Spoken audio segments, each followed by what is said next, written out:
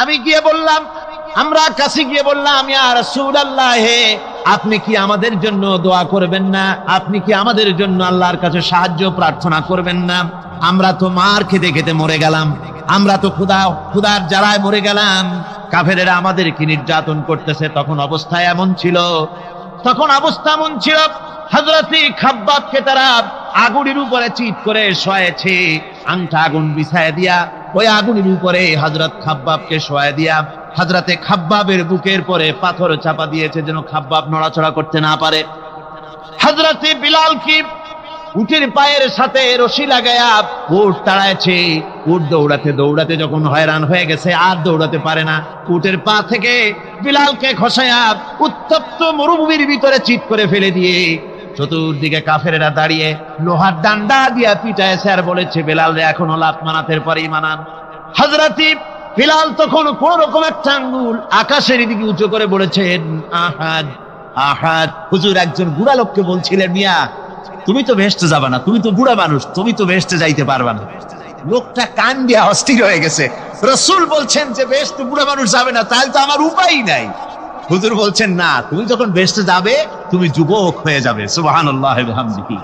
একজন কালো মানুষ হুজুর বলছেন যে কালো মানুষ বেহেশতে যাবে না, সে তো একদম কান দিয়া হয়রান। হুজুর বলছেন, দেখো তুমি যখন বেহেশতে যাবে তুমি কালো থাকবে না, তুমি সুন্দর সুশ্রী হয়ে যাবে। সুবহানাল্লাহ।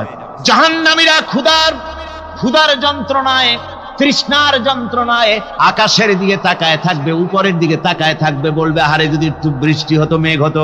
হঠাৎ করে দেখবে যে উপরে কালো মেঘ হয়ে গেছে, মনে করবে যে এবার বুঝি বৃষ্টি হবে, পানি পান করব।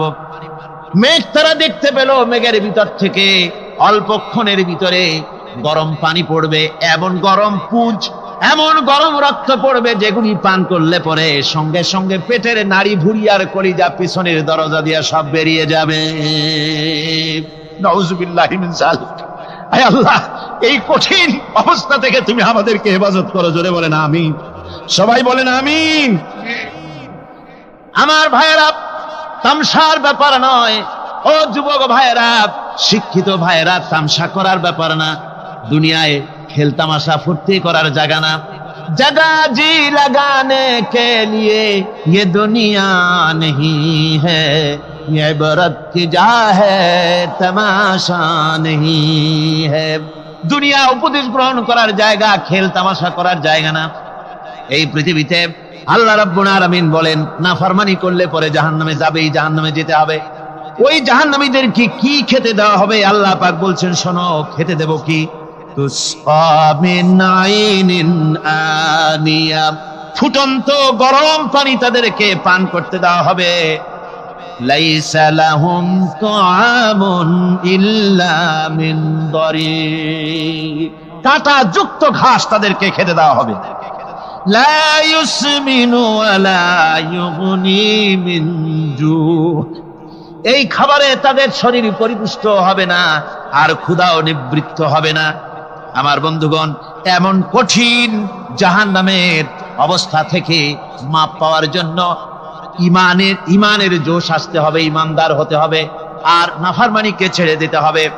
জাহান্নামে যখন মানুষদেরকে নিয়ে যাওয়া হবে, জাহান্নামীদেরকে, ইযা উলকু ফিহা সামিউ লাহা শাহীকাও ওয়া হিয়া তাফুর, যখনই খোদাদ্রোহীদেরকে জাহান্নামের দিকে নিয়ে যাওয়া হবে, আজ তো খুব মাতবাড়ি, কত ভক্ত আছে, তারপরে কত শক্তি, কত কিছু, কিন্তু আল্লাহর দরবারে যখন হাজির হবে, কোন শক্তি তখন কাজে লাগবে না, কোন শক্তি কাজে লাগবে না।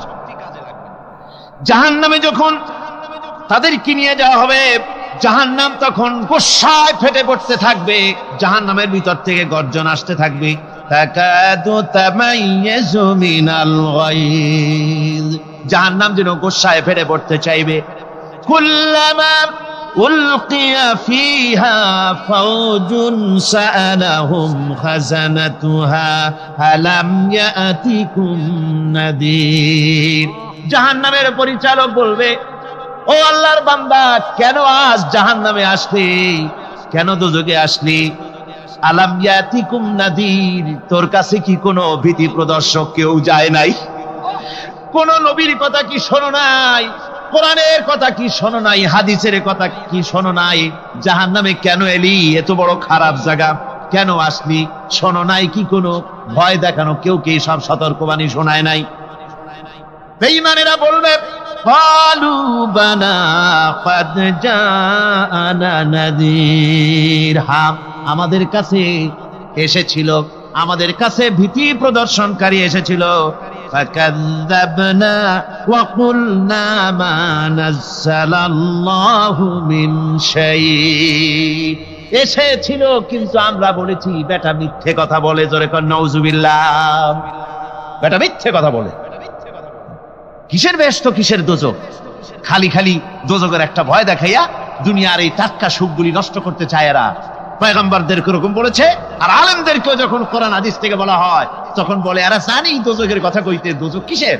আর বেহেশত সে তো এক অসভ্য উদ্যান। জোরে কর নাউযুবিল্লাহ। এমনি করে তারা তামসা করে। ওরা বলবে আমরা এসেছিল ভীতি প্রদর্শনকারী, আমরা মিথ্যে মনে করেছি, বলেছি ওটা মিথ্যে কথা, আর বলেছি আল্লাহ এই ধরনের কিছু নাজিল করেন নাই। জাহান্নামীরা বলবে ওয়াকালু লাউ কুন্না নাসমাউ আও নাকিলু মা কুন্না ফি আসহাবিস সাঈর। আরে লাউ কুন্না নাসমাউ, তার মানে হলো যদি আমরা শুনতাম অর্থাৎ মানতাম, যদি নবীর কথা মানতাম, কোরআনের কথা যদি মানতাম, আর যদি ভালো করে বুঝতাম, মা কুন্না ফি আসহাবিস সাঈর, তাহলে আজকে এই জাহান্নামের কঠিন শাস্তি আমাদের লাভ পেতে হতো না, জাহান্নাম থেকে বেঁচে যেতে পারতাম। কি সর্বনাশ করলাম বুঝি নাই, যা কিছু শুনেছি মানুষের কথা মতো শয়তানের ওয়াসওয়াসায় পড়ে তো ভুলই করলাম। সেদিন যতই আফসোস করা হোক না কেন, এই আফসোস কোনো কাজে লাগবে না। সুতরাং ওই জাহান্নামের কঠিন শাস্তি থেকে রক্ষা পাওয়ার জন্য, এই জাহান্নাম এত বড় কঠিন, যার জন্য একজন মহিলা হাদিস শরীফে এসেছে, হুজুর সাল্লাল্লাহু আলাইহি ওয়াসাল্লামের কাছে এসে বলছে, হে আল্লাহর রাসূল, আমি জিনা করেছি, আমাকে শাস্তি দেন। ওই মহিলা জানে যে জেনার শাস্তি হলো তাকে প্রাণদণ্ড দিয়ে দেওয়া, সঙ্গে ছাড় করে দেওয়া। মহিলা জানে। হুজুরের সামনে এসে বলছে, হুজুর আমি জেনা করেছি। হুজুর মুখ ফিরালেন ডান দিকে, মহিলা আবার ডান দিকে এসছে, বলছে হুজুর আমি জেনা করে শাস্তি দেন। হুজুর আবার বাম দিকে ফিরলেন, মহিলা আবার বাম দিকে এলেন। তিনবার বলা হয়ে যাওয়ার পর হুজুর বলছেন, ও মহিলা, জেনা করার পর তার দ্বারা তুমি গর্ভবতী হয়েছো নাকি? বলে হ্যাঁ গর্ভবতী হয়েছে। আল্লাহর নবী বললেন, মহিলা তুমি অপরাধ করেছো, কিন্তু তোমার গর্ভস্থিত সন্তান তো কোনো অপরাধ করে নাই, সুতরাং তোমার উপরে শরীয়তের হদ জারি করা যাবে না, ডেলিভারি হোক তারপরে বিচার হবে। মহিলা চলে গেল আফসোস করতে করতে যে আমার বিচার হলো না, যদি এর মধ্যে আমি মরে যাই তাহলে জেনা করেছি। দুনিয়ার শাস্তি তো সহজ, পাথর মেরে উড়িয়ে দেবে, সঙ্গে সার করবে, এটা তো সহজ, কিন্তু কিয়ামতের ওই কঠিন জাহান্নামের আগুনে জ্বলতে পারবো না। মহিলাটি সন্তান ডেলিভারির পরে মহিলা চলে এসেছে রাসূলের কাছে, হুজুর এই সে আমার বাচ্চা ডেলিভারি হয়েছে, আপনি মেহেরবানি করে আমার উপরে হদ জারি করেন, শাস্তি দেন। আল্লাহ নবী বলেন, মহিলা তুমি অপরাধ করেছো, কিন্তু তোমার সন্তানের হক আছে, তোমার বুকের দুধ 2.5 বছর পর্যন্ত সে পান করবে, আমি তার হক নষ্ট করতে পারি না। মহিলা আবার চলে গেল কাঁদতে কাঁদতে, যদি এর মধ্যে মরে যায়। 2.5 বছর যেতে পারে নাই, তার আগেই মহিলা ওই বাচ্চাটাকে কোলে নিয়ে হাতে একটা রুটি দিয়া হুজুরের কাছে আসছে। কত পেরেশানি দেখেন। মহিলা এসে বলেন, ইয়া রাসূলুল্লাহ, আমার এই বাচ্চা এখন দুধ ছেড়ে দিয়েছে, সে রুটি খাইতে পারে, হুজুর আর দেরি করবেন না, এই শাস্তি না নিয়ে যদি মরে যাই জাহান্নামের কঠিন আযাব আমি ভোগ করতে পারবো না। আল্লাহর নবী ওই মহিলা কি অর্ডার দিয়া দিলেন, একে বুক পর্যন্ত মাটির মধ্যে গেড়ে দিয়া চতুর্দিক থেকে পাথর নিক্ষেপ করো। মহিলাকে নিয়ে পাতাকে বুক পর্যন্ত মাটির ভিতরে গেড়ে দিয়া চতুর্দিক থেকে যখন পাথর নিক্ষেপ করা হচ্ছিল, রক্ত ছিটে এসে একজন সাহাবীর গায়ে পড়ায়। সাহাবী মহিলাকে ভৎসনা করলেন। আল্লাহর নবী বললেন, শুনতে পেরে নবীজি বললেন, ও সাহাবী ভৎসনা করো না, বরং এই মহিলার তওবা আল্লাহ রাব্বুল আলামিন এমন ভাবে কবুল করেছেন, যদি সে তওবা দুনিয়ার সব মানুষকে ভাগ করে দেওয়া যায় তাহলে সমানভাবে ভাগ করে দেওয়া যাবে। আমার বন্ধুগণ, কিয়ামতের দিন ওই কঠিন অবস্থা থেকে, জাহান্নাম থেকে বাঁচার জন্য সকলকেই চেষ্টা করতে হবে, ভালো কাজ করতে হবে, ঈমানের উপরে চলতে হবে। আল্লাহ রাব্বুল আলামিন বলেন, ইন্নাল্লাযীনা কাযযাবু বিআয়াতিনা ওয়াস্তাকবারু আনহা লা তুফাত্তাহু লাহুমুল আবওয়াবুস সামা। যারা কিয়ামতকে অস্বীকার করেছে, আমার আয়াতকে মিথ্যা মনে করেছে এবং আমার দিন থেকে যারা ফিরে গেছে, আমি তাদের জন্য আকাশের দরজা খোলা হবে না। ওয়ালা ইয়াদখুলুনাল জান্নাহ, আর তাদের জন্য বেহেশতের দরজাও খোলা হবে না। হাত্তা ইয়ালিজাল জামালু ফি সামিল খিয়াত। আল্লাহ রাব্বুল আলামিন বলেন, উটের সূচের ছিদ্র দিয়ে উট গমন করা বরং সহজ হতে পারে, সম্ভব হতে পারে। এই লোকগুলির আল্লাহর জান্নাতে প্রবেশ করা এর থেকেও অসম্ভব, অর্থাৎ কখনোই তারা জান্নাতে প্রবেশ করতে পারবে না।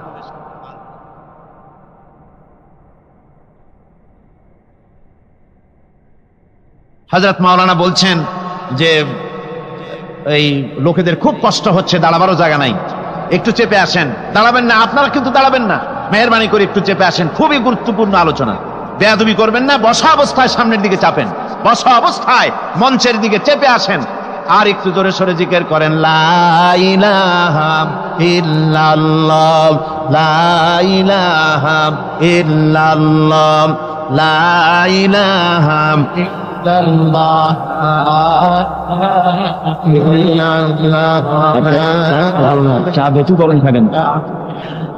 জোরে করেন, লা ইলাহা ইল্লাল্লাহ।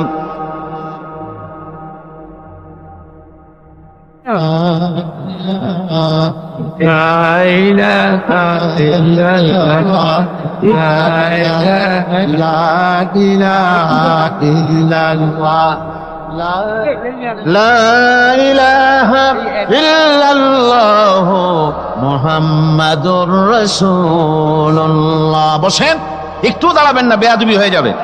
কোরআনে কারীমের আলোচনার মাহফিল, খবরদার দাঁড়িয়ে থাকবেন না, বসেন, তাড়াতাড়ি করে বসেন। আল্লাহ রাব্বুল আলামিন বলছেন, লাহুম ফিহা قل أذلك خير أم جنة الخلد التي وعد المتقون كانت لهم جزاء ومصيرا।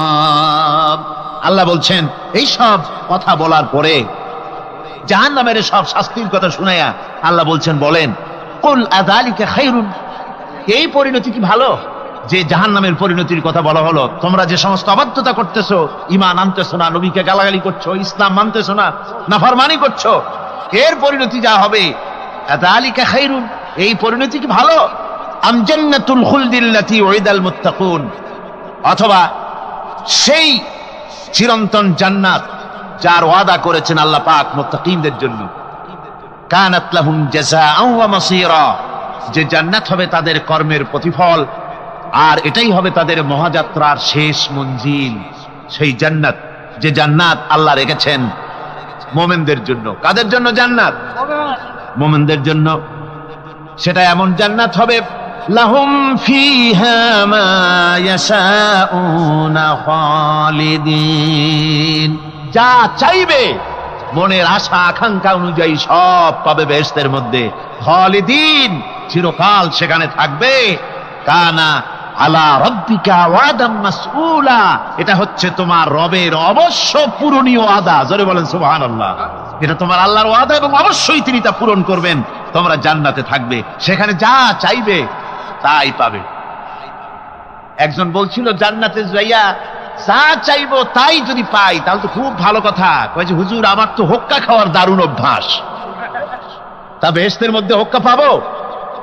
বুজুর্গ ব্যক্তি বলছেন, আল্লাহর বান্দা, বেহেশতে যাইয়া যদি তুমি হোক্কা খাইতে চাও তো আল্লাহ তোমার হোক্কা দিবেন, কিন্তু আল্লাহর কসম করে বলতে পারি, বেহেশতে যাইয়া এমন পচা জিনিস খাওয়ার তোমার ইচ্ছে জাগবে না। এত ভালো জিনিস তুইয়া এই পচা জিনিস খাওয়ার ইচ্ছা তোমার জাগবে না মনের ভিতরে। বেহেশত আল্লাহ রাব্বুল আলামিন মুমিনদের জন্য রেখেছেন। আমার ভাইয়েরা, সে বেহেশতের বর্ণনা কোরআনে কারীমের মধ্যে আল্লাহ দিয়েছেন। একদিকে জাহান্নাম, কোরআনের বর্ণনা কত সুন্দর। জাহান্নামের কথা শুনতে শুনতে লোকেরা আল্লাহর ভয়তে হতাশ হয়ে যেতে পারে, আল্লাহর ভয়তে। সেই জন্য যত জায়গায় জাহান্নামের বর্ণনা আছে, সাথে সাথে আবার আশার সঞ্চার করার জন্য আল্লাহ জান্নাতের কথা বলেছেন। কাহ্হার এবং জব্বার নাম আল্লাহ যেখানে ব্যবহার করেছেন, সাথে সাথে আবার গফুর রহিম নাম ব্যবহার করেছেন, বান্দা যেন হয়রান হয়ে না যায়। আমার ভাইরা, একদিকে জাহান্নামের এই কঠিন শাস্তির কথা, আবার অপর দিকে আল্লাহ বলেন, শোনো, এমন জান্নাত আমি রেখেছি, মাসালুল জান্নাতিল্লাতী উইদাল মুত্তাকুন, এমন বেহেশত মুত্তাকিনদের জন্য যার ওয়াদা করা হয়েছে, এমন বেহেশত সেটা। ফিহা আনহারুম মিন মাইন গায়রি আসিন, সেখানে এমন সুন্দর স্বচ্ছ পানির ঝর্ণাধারা, সুমিষ্ট পানির ঝর্ণাধারা রাখা হয়েছে। ওয়া আনহারুম মিন লাবানিন লাম ইয়াতাগায়্যার তা'আমুহু, আর সেখানে দুধের ঝর্ণা রাখা হয়েছে যার স্বাদ কখনো নষ্ট হবে না। বেউকিফেরা বলে কি, জান্নাতের ভিতরে মদ খাওয়ানো হবে। ওই যে একটা সাপ্তাহিক পত্রিকা, এক শয়তান মহিলা, অর্থাৎ ইসলাম যাবে না জানে না, খবিসা মহিলা, ইসলামের প্রতি বিদ্বেষ, এই বিদ্বেষ নিয়ে সে লিখেছে, কয় বেহেশত হচ্ছে অসভ্য উদ্যান। জোরে কর নাউজুবিল্লাহ। বেহেশত হচ্ছে অসভ্য উদ্যান। আর এই বেহেশতের ভিতরে পৃথিবীর অতৃপ্ত বহুগামী পুরুষদের স্থান হচ্ছে বেহেশত। আর সেই বেহেশতের ভিতরে আল্লাহ পাক মানুষদেরকে মদ খাওয়া সুন্দরী সুন্দরী নারী দেবেন। এই সব সুন্দরী নারী আর মদের প্রলোভন দেখিয়ে মানুষকে নামাজ পড়াবার জন্য, রোজা করবার জন্য উৎসাহিত করা হয়েছে। জোরে কর নাউজুবিল্লাহ। কোরআন শরীফে কোথাও বলা হয় নাই যে বেহেশতের মধ্যে আল্লাহ মদ খাওয়াবেন। আছে কোথাও? আছে কোথাও? বরং আল্লাহ রাব্বুল আলামিন বলেছেন জান্নাতে কি পান করাবো, শোনো। ওয়াসাকাহুম রাব্বুহুম শারাবান তাহুরা, জান্নাতের ভিতরে তোমাদেরকে পান করানো হবে শারাবান তাহুরা, পবিত্র পানীয়। তাহের এবং তাহুর দুটি কথা। তাহের বলা হয় সেই জিনিসকে যা নিজে পাক, আর একজনকে পাক করতে পারে না।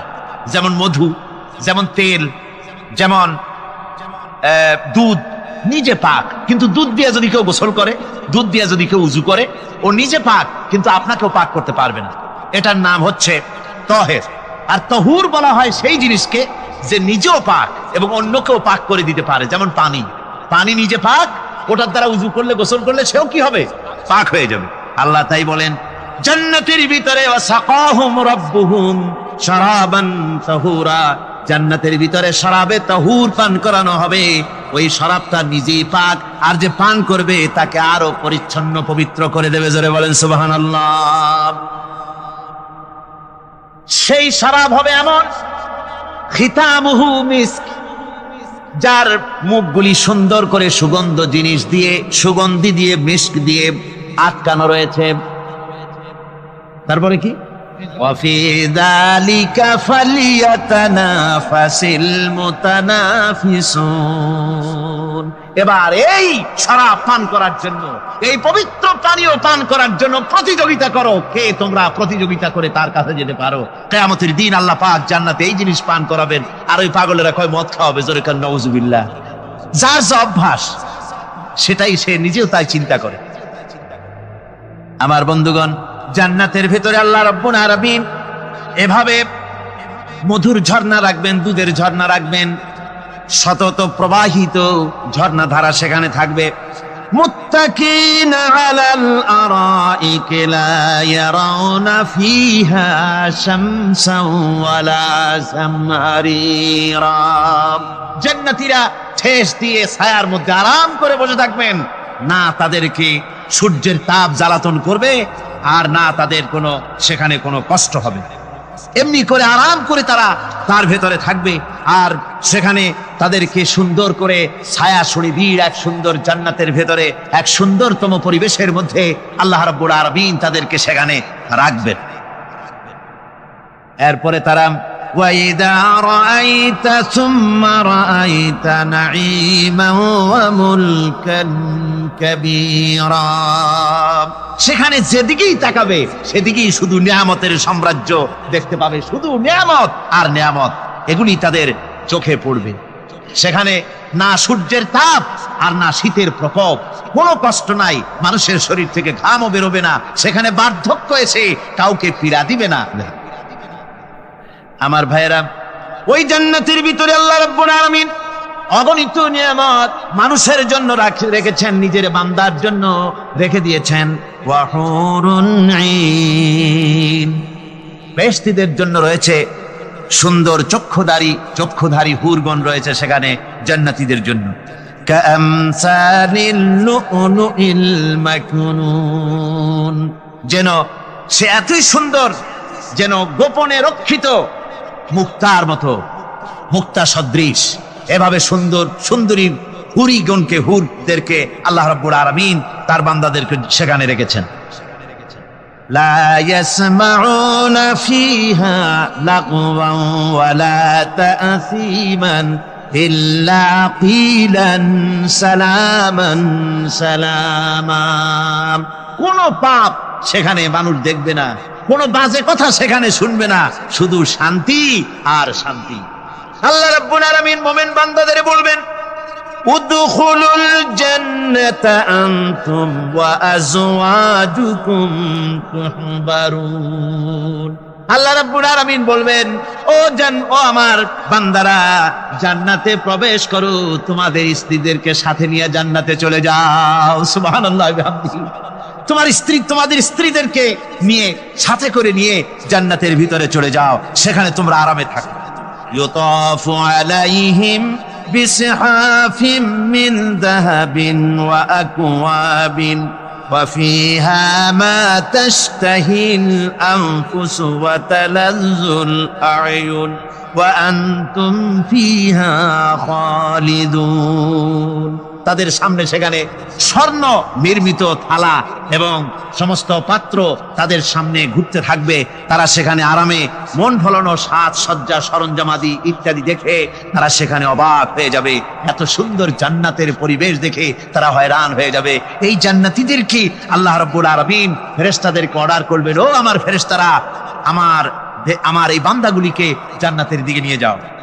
وسيق الذين اتقوا ربهم إلى الجنة زمرا। যারা আল্লাহকে ভয় করে জীবন চালায়েছে, আল্লাহকে ভয় করে যারা জীবন সমাজ ব্যক্তি পরিবার রাষ্ট্র পরিচালনা করেছে, আল্লাহ রাব্বুল আলামিন বলবেন, ও আমার ফেরেশতারা, আমার এই বান্দাগুলিকে জান্নাতের দিকে নিয়ে যাও। ফেরেশতারা জান্নাতীদেরকে হাকায়া জান্নাতের দিকে নিয়ে যেতে থাকবে। আবার ওদিকে আছে ওয়াসিকাল্লাযীনা কাফারু ইলা জাহান্নামা যুমারা, জাহান্নামীদেরকে হাকায় নিয়ে যাওয়া হবে কোন দিকে? জাহান্নামের দিকে। এখন ওয়াসিকা মানে হাকায় নিয়ে যাওয়া, বেহেশতীদেরকেও হাকায় নিয়ে যাবে, আর জান্নাতীদের কি কয় দোজখী যারা তাদেরকেও হাকায় নেওয়া হবে, আর বেহেশতীদেরকেও হাকায় নেওয়া হবে। এটা কেমন কথা? দুই জায়গায় হাকানি খাওয়ানো লাগবে। হাকানি বোঝেন তো? ধাক্কা। তো দুই জায়গায় ধাক্কা খাইতে হবে, তাহলে কিরকম বেহেশত যে ফেরেশতাদের ধাক্কা খাইতে খাইতে যাওয়া লাগবে, ব্যাপারটা কি? আমার ভাইরা, ব্যাপারটা হচ্ছে এই, আমি দৃষ্টান্ত দিতে গিয়া বলি, অনেকদিন বন্ধুর সঙ্গে দেখা হয় নাই, বহু বছর পর হঠাৎ করে এক বন্ধু আর এক বন্ধুর বাড়িতে এসেছে, যে বলছে, ভাই যদিও বহু বছর পর এসেছি, কিন্তু আমার হাতে সময় নাই, আজ আমি বেশ সময় তোমার বাড়িতে থাকবো না। ওই বাড়িওয়ালা বন্ধু বলে, বন্ধু যতই ব্যস্ততা তুমি দেখাও না কেন, আজকে যখন তোমার একবার পাইছি আমি তোমাকে ছাড়বো না। এই হলো একটা ছাড়বো না। আর ঢাকা হাইকোর্টের সামনে থেকে মকিম গাজী পালায় গেছে, ডাকাত। পুলিশ খুঁজতে খুঁজতে হয়রান হইয়া এই ডাকাতটারে যদি পাওয়া যায়, আর ওই ডাকাত যদি বলে, স্যার আপনি আমার ধর্মের ভাই, আপনি আমার বাপ, আপনি মেহেরবানি করে আমাকে ছেড়ে দেন, পুলিশ বলবে, বেটা গোটা পুলিশ বাহিনী তোর জন্য হয়রান, তোরে যখন একবার পাইছি তোরে আর ছাড়বো না। তাহলে বন্ধুর ছাড়বো না আর পুলিশের ছাড়বো না এক জিনিস? জাহান্নামীদেরকে ধাক্কা মারতে মারতে জাহান্নামের দিকে নিয়ে যাবে, জাহান্নামের দিকে যেতে চাইবে না, তাই ধাক্কা মারা লাগবে। আর বেহেশতীদের ধাক্কা মারা লাগবে কেন? বেহেশতীরা যখন জান্নাতের দিকে যেতে থাকবে, ওদের জন্য লাল কার্পেট সম্বর্ধনা দেওয়া হবে। দুনিয়ার পচা লাল কার্পেট না, এত সুন্দর করে সাজানো থাকবে। এক একটা মঞ্জিলে যখন যাবে, জান্নাতীদের জন্য সাজানো মঞ্জিল দেখে তারা মনে করবে এইটাই বুঝি বেহেশত। ঘটি বাটি লোটা যা আছে তাই নিয়ে ওইখানে বসে পড়বে। ফেরেশতারা কবে যে আল্লাহর বান্দা তুমি এখানে বসছো কেন? এটা তো বেহেশত না। কই এর থেকেও ভালো আছে নাকি? কই আছে না, ওঠো, আরে মিয়া উঠো। এইভাবে করে ধাক্কা মারবে, ওঠো সামনে যাও। আবার যখন সামনে যাবে, সেখানে এর থেকে আরো সুন্দর পরিবেশ দেখে ওইখানে আবার বসে পড়বে, মনে করবে এটা বুঝি বেহেশত। বলা হয় ফেরেশতারা বলবে আল্লাহর বান্দা এটা জান্নাত না, এর থেকেও ভালো জায়গা, সুন্দর জায়গা আছে। এইভাবে ধাক্কা মারতে মারতে তাদেরকে জান্নাতের কাছে নিয়ে যাওয়া হবে। হাত্তা ইযা জাউহা ওয়া ফুতিহাত আবওয়াবুহা ওয়া ক্বালা লাহুম খাযানাতুহা সালামুন আলাইকুম তিবতুম ফাদখুলুহা খালিদিন। এভাবে ধাক্কাতে ধাক্কাতে যখন তাদেরকে জান্নাতের দরজার কাছে নিয়ে যাওয়া হবে, আগে থেকেই তাদের জন্য দরজা খোলা থাকবে। সুবহানাল্লাহ, আগে থেকেই জান্নাত খুলে রাখা হবে। তাদেরকে বলা হবে, ওই জান্নাতের পরিচালক তিনি বলবেন আসুন, ওয়েলকাম করবেন তাদেরকে, সালামুন আলাইকুম, আপনাদের প্রতি আল্লাহর শান্তি বর্ষিত হোক। বড় ভালোভাবে জীবনযাপন করেছিলেন দুনিয়ায়, আল্লাহর হুকুম মেনে চলেছিলেন, আল্লাহর হুকুম পালন করেছিলেন। দুনিয়ার বুকে বড় অশান্তি, মানুষের নির্যাতন, মানুষের বদনামি, জেল জরিমানা, রাত জেগে তাহাজ্জুদের নামাজ পড়া, জিহাদের ময়দানে কষ্ট করে রক্ত দেওয়া, শহীদ হওয়া, কত কষ্ট করে আল্লাহর দ্বীন জমিনে কায়েমের চেষ্টা করেছেন, নিজের জীবনকে ভালো রেখেছেন, পবিত্র রেখেছেন। আজকে আপনার জন্য এই জান্নাত, ফাদখুলুহা খালিদিন, জান্নাতে প্রবেশ করুন এবং চিরকাল এই জান্নাতের ভিতরে থাকুন। আল্লাহ রাব্বুল আলামিন ওই জান্নাতের সবকিছু দান করে দেবেন তাদেরকে, বেহেশতের মধ্যে তারা পৌঁছে যাবে। আর এই বেহেশতে পৌঁছে যাওয়ার আগে আরেকটি ঘটনা ঘটবে, সেটা হচ্ছে আল্লাহর নবী তিনি কাঁদতে থাকবেন। আল্লাহ রাব্বুল আলামিন বলবেন, নবী আপনি কাঁদেন কেন? আজকে তো আপনার কাঁদার দিন না, আজকে তো কাঁদার দিন না, কেন কাঁদেন? মাকামে মাহমুদ দিয়েছি, আপনাকে কাউসার দান করেছি, কেন কাঁদেন? নবীজি বলবেন, রব্বুল আলামিন আমি দেখতে পাচ্ছি মাঝে মাঝে ফেরেশতারা আমার উম্মতগুলিকে জাহান্নামের দিকে নিয়ে যাচ্ছে। আল্লাহ রাব্বুল আলামিন বলবেন, ও আমার নবী, ও আমার হাবিব, জান্নাতি উম্মতগুলি আপনি বাছাই করে নেন। হযরত আয়েশা রাদিয়াল্লাহু তাআলা আনহা বলেছেন, এই কথা শোনার পরে আমি প্রশ্ন করলাম, ইয়া রাসূলুল্লাহ, ওই পরকালে কিয়ামতের ময়দানে অসংখ্য নবীদের মাঝে, অসংখ্য উম্মতের মধ্য থেকে আপনার জান্নাতি উম্মত আপনি কি করে বেছে নেবেন?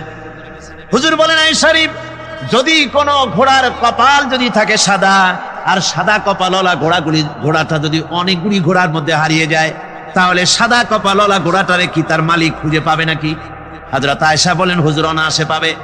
হুজুর বলেন, কিয়ামতের দিন অসংখ্য মানুষের ভিতরে আমার জান্নাতি উম্মত আমি এইভাবে বেছে নেব, যারা দুনিয়ার ভেতরে নামাজ পড়েছে, ঈমান এনেছে, ঈমানদার ছিল, দ্বীনের কাজ করেছে, আল্লাহর সাথে নাফরমানি করে নাই, নামাজ পড়েছে সঠিকভাবে, আল্লাহর সঙ্গে নাফরমানি করে নাই, সঠিকভাবে দ্বীন পালন করেছে, তাদের চেহারার ভিতরে ঈমানের নূর চমকাতে থাকবে।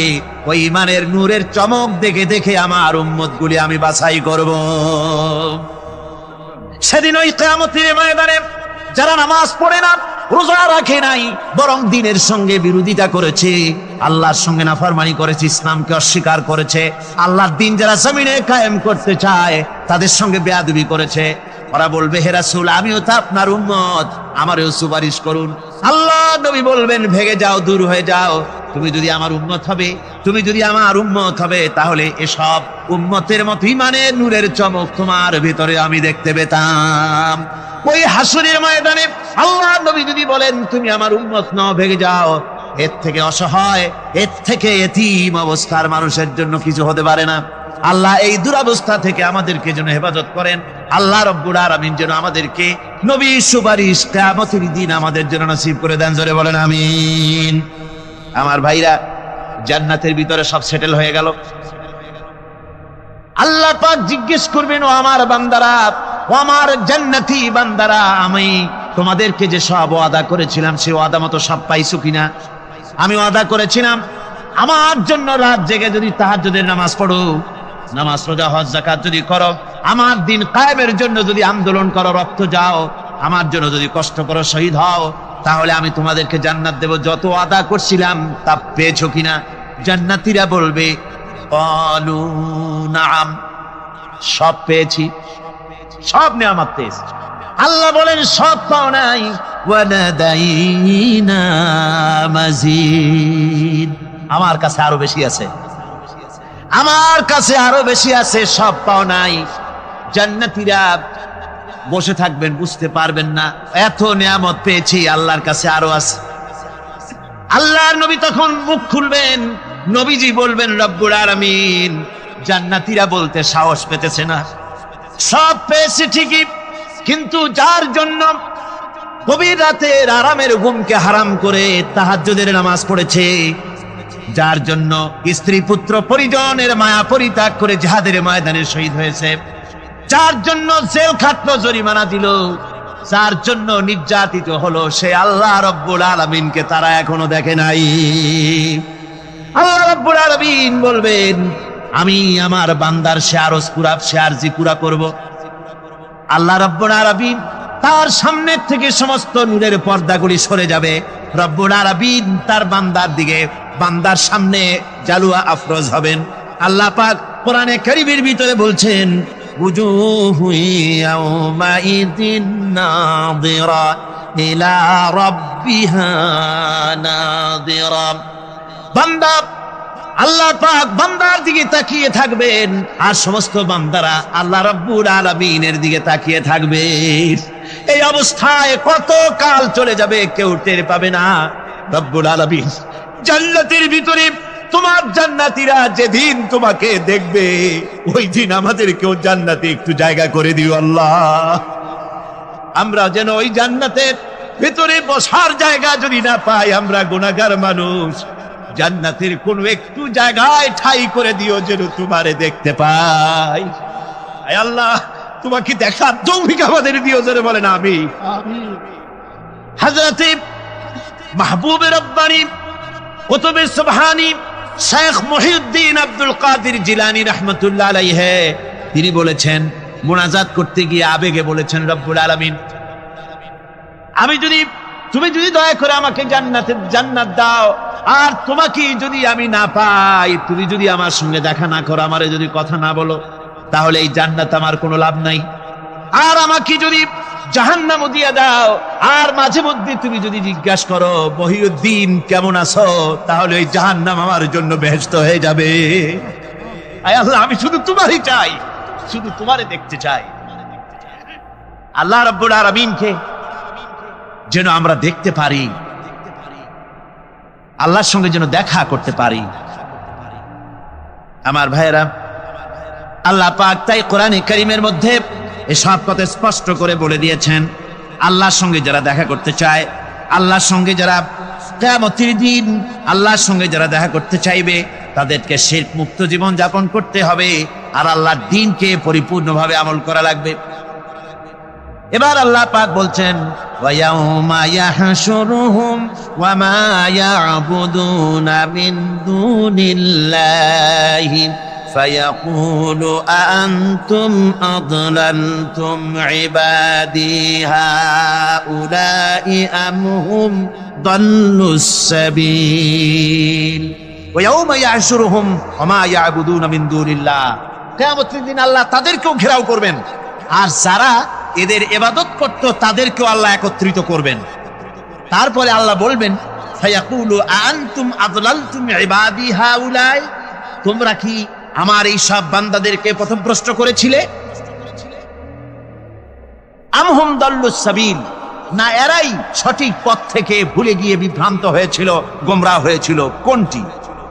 ক্বালু سبحانك ما كان ينبغي لنا أن نتخذ من دونك من أولياء ولكن متعتهم وآباءهم حتى نسوا الذكر وكانوا قوما بورا আল্লাহ পাক বলছেন যে ওরা যখন বলবে যে আপনার পবিত্রতা ঘোষণা করছি, মহান পবিত্র আপনার সত্তা, আমাদের জন্য কি ক্ষমতা ছিল, আমাদের জন্য কি ক্ষমতা ছিল যে আমরা আপনাকে ছেড়ে দিয়ে এদেরকে মাওলা বলে গ্রহণ করি? বরং ব্যাপার হলো এই, ওয়ালাকিন মাত্তাতাহুম, আসল ব্যাপার হলো যে আপনি এদেরকে আর এদের মা বাপকে আপনি এত সম্পদশালী করেছেন যে সম্পদশালী হওয়ার কারণে তারা নাসুল যিকরা, তারা সব কথাকে ভুলে গিয়েছে, তারা সবক ভুলে গিয়েছে। ওয়া কানু কওমান বুরা, এবং তারা এখন এক ভাগ্যাহত জাতিতে পরিণত হয়েছে।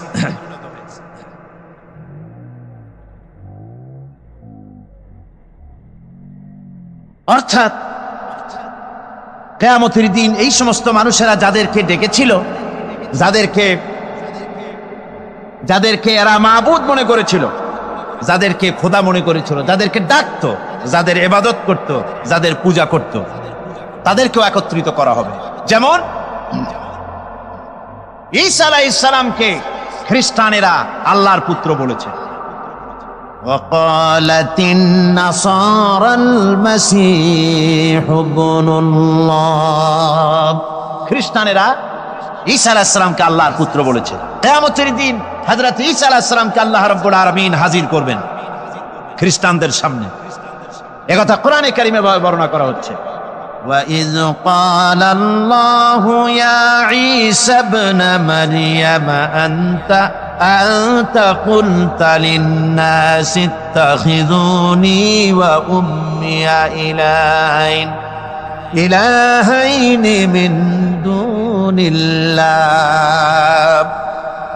আল্লাহ পাক ঈসা আলাইহিস সালামকে বলবে, তুমি কি এইরকম বলেছো এদেরকে যে আল্লাহকে বাদ দিয়ে আমাকে আর আমার মাকে ইলাহ বলে মেনে নাও, এমন কথা তুমি বলেছো? হযরতে ঈসা আলাইহিস সালাম তখন বলবেন, ক্বালা সুবহানাকা মা ইয়াকুনু লি আন আকুনা মা লাইসা লি বিহক। আয় আল্লাহ পাক, আপনার পবিত্রতা ঘোষণা করছি, আমি এমন কথা বলার কোনো হকই আমার নাই। আমি যদি এমন কথা বলে থাকি তাহলে নিশ্চয়ই তুমি তা জানো। এমন কথা আমি তাদেরকে বলি নাই, বরং আমি তো তাদেরকে বলেছি, মা কুলতু লাহুম ইল্লা মা আমারতানি বিহি আন ইবুদুল্লাহ রাব্বি ওয়া রাব্বিকুম। আমি বরং তাদেরকে বলেছি যে একমাত্র আল্লাহর ইবাদত করো, আল্লাহর গোলামি করো, এ কথা আমি তাদেরকে বলেছি, কিন্তু তারা আমার কথা মানে নাই। এভাবে হযরত ঈসা আলাইহিস সালাম তিনি অস্বীকার করবেন। আমার বন্ধুগণ, এরপরে আল্লাহ পাক বলছেন, ফাকাদ কাযযাবুকুম বিমা তাকুলুন, ফাকাদ কাযযাবুকুম বিমা তাকুলুন। কিয়ামতের দিন এই সমস্ত মাবুদ যাদেরকে তারা ডাকতো, ওরা সাক্ষী দেবে এবং ওদেরকে মিথ্যা প্রমাণ বলবে, যে এরা মিথ্যা কথা বলেছে, মিথ্যা বলে প্রমাণ করে দিবে তাদেরকে। অর্থাৎ এই পৃথিবীতে মানুষ যাদেরকে বিশ্বাস করতো মাবুদ বলে, যে এদেরকে ডাকলে পরে এরা আমাদের মনের আশা পূরণ করবে, আমাদের চাকরি বাকরিতে উন্নতি দেবে, আমাদেরকে সন্তান দিবে, এ ধরনের কথা বিশ্বাস যাদের উপরে আছে, অথবা কিয়ামতের দিন আমার জন্য সুপারিশ করবে, কিয়ামতে আমার গুনাহ মাপের দায়িত্ব নিয়ে নেবে, এই জাতীয় চিন্তা ভাবনা যাদের প্রতি তারা করত, ধারণা করত, ওরাই কিয়ামতের দিন এটাকে অস্বীকার করবে। আমার বন্ধুগণ, এই পৃথিবীতে কোনো বুজুর্গ, কোনো পীর এমন কথা বলে না যে আসো তোমরা আমার সেজদা করো, এরকম বলে? কি বলেন? বলে? বুজুর্গ, পীর এবং বুজুর্গ যারা, তারা বলে না যে আমাকে সেজদা করো, আমাকে নজর দাও, আমাকে হাদিয়া দাও, আমি তোমাকে কিয়ামতের দিন নাজাত করে দেব, অথবা আমার জন্মদিনে আমারে গোসল করায় সেই পানি তোমরা খাও, তোমরা রোগমুক্ত হয়ে যাবে, এভাবে ওরা বলে না। বরং ওদের সাথেই এক শ্রেণীর চাটুকার আছে, যে সব চাটুকারেরা এ ধরনের কথা বলে লোকদেরকে ওদের প্রতি আকৃষ্ট করে দলে লোক ভিড়াবার জন্য প্রচেষ্টা চালায়। ঠিক কিনা বলেন? তাই মানুষেরা আজ বুঝতে না পেরে এদের চক্করে পড়ে যায়, এদের খপ্পরে পড়ে যায়। আমি যদ্দূর খবর নিয়েছি, হতে পারে দুই একজন, কিন্তু অধিকাংশ পীর বুজুর্গ যারা, তারা কখনো বলে না যে আমাকে সেজদা করো, আমার বাড়িতে হাদিয়া ছাড়া এসো না, হাদিয়া দাও, নজর দাও, আমি কিয়ামতে নাজাত দিব, এমন কথা বলে না। বরং সাথে কিছু চাটুকার থাকে, তারা এদের এত কেরামতি বর্ণনা করে যে কেরামতি শুনলেও অবাক হয়ে যেতে হয়। এই সব কথা বলে মানুষকে তাদের প্রতি আকৃষ্ট করে। আল্লাহ পাক বলছেন কিয়ামতের দিন খুব মুশকিল হয়ে যাবে এদের জন্য। এরা অস্বীকার করবে, ওরাই বলবে যে আমরা এদেরকে কথা শিখাই নাই। فما تستطيعون صرفا ولا نصرا ومن يظلم منكم نذقه عذابا كبيرا।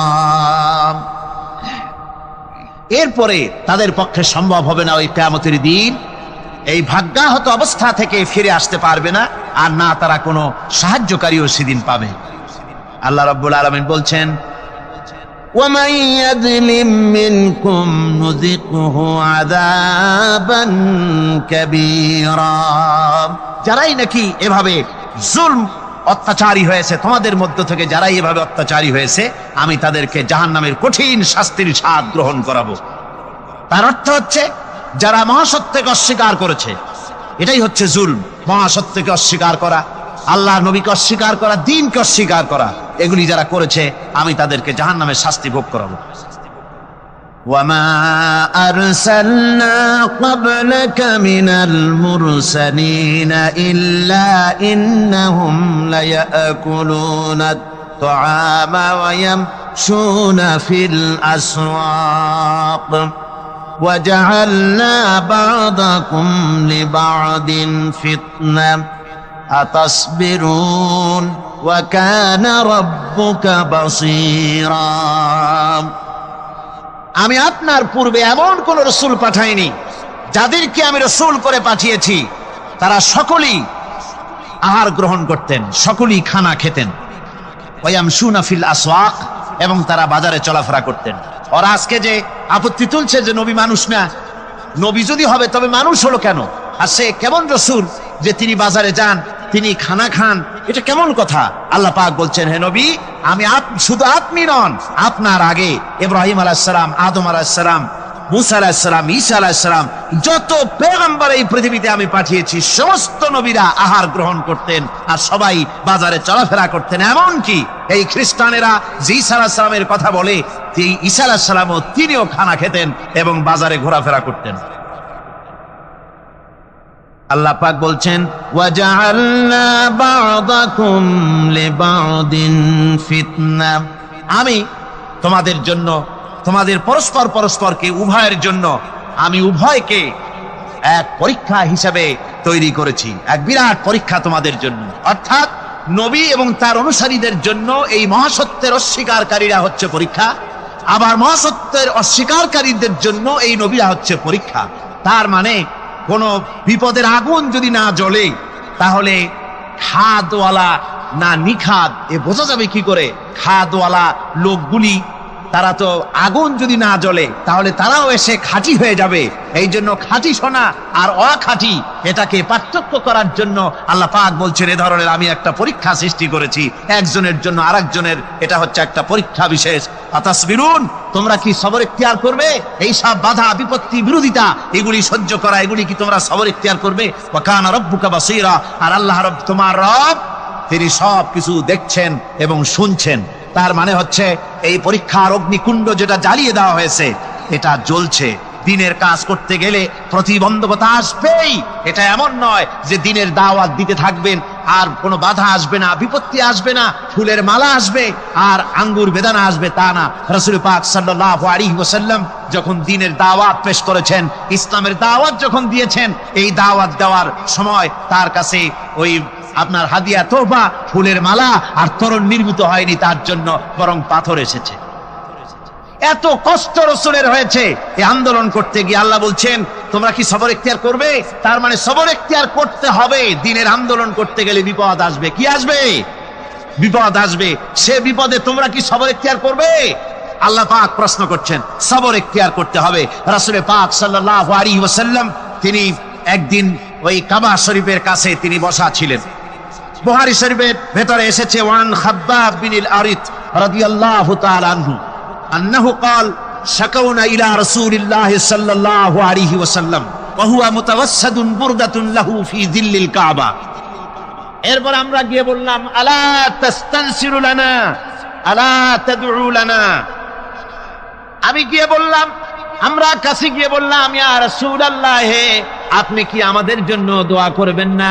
আপনি কি আমাদের জন্য আল্লাহর কাছে সাহায্য প্রার্থনা করবেন না? আমরা তো মার খেতে খেতে মরে গেলাম, আমরা তো ক্ষুধার জ্বালায় মরে গেলাম, কাফেরেরা আমাদেরকে নির্যাতন করতেছে। তখন অবস্থা এমন ছিল হযরত খাব্বাবকে তারা আগুনের উপরে চিৎ করে শোয়াছে, আংটা আগুন বিছায় দিয়া ওই আগুনের উপরে হযরত খাব্বাবকে শোয়ায় দিয়া হযরতে খাব্বাবের বুকের পরে পাথর চাপা দিয়েছে যেন খাব্বাব নড়াচড়া করতে না পারে। হযরতে বিলাল কি উটের পায়ের সাথে রশি লাগায়া উট তাড়াইছে। উট দৌড়াতে দৌড়াতে যখন হয়রান হয়ে গেছে আর দৌড়াতে পারে না, উটের পা থেকে বিলালকে খসায়া উত্তপ্ত মরুভূমির ভিতরে চিৎ করে ফেলে দিয়ে চতুর্দিকে কাফেরেরা দাঁড়িয়ে লোহার ডান্ডা দিয়া পিটাইছে আর বলেছে বিলাল রে এখনো লাত মানাতের পরেই মানান। হযরতে বিলাল তখন কোন রকম একটা আঙ্গুল আকাশের দিকে উঁচু করে বলেছেন আহাদ আহাদ লা ইলাহা ইল্লাল্লাহ লা ইলাহা ইল্লাল্লাহ। জোরে সোরে পড়েন লা ইলাহা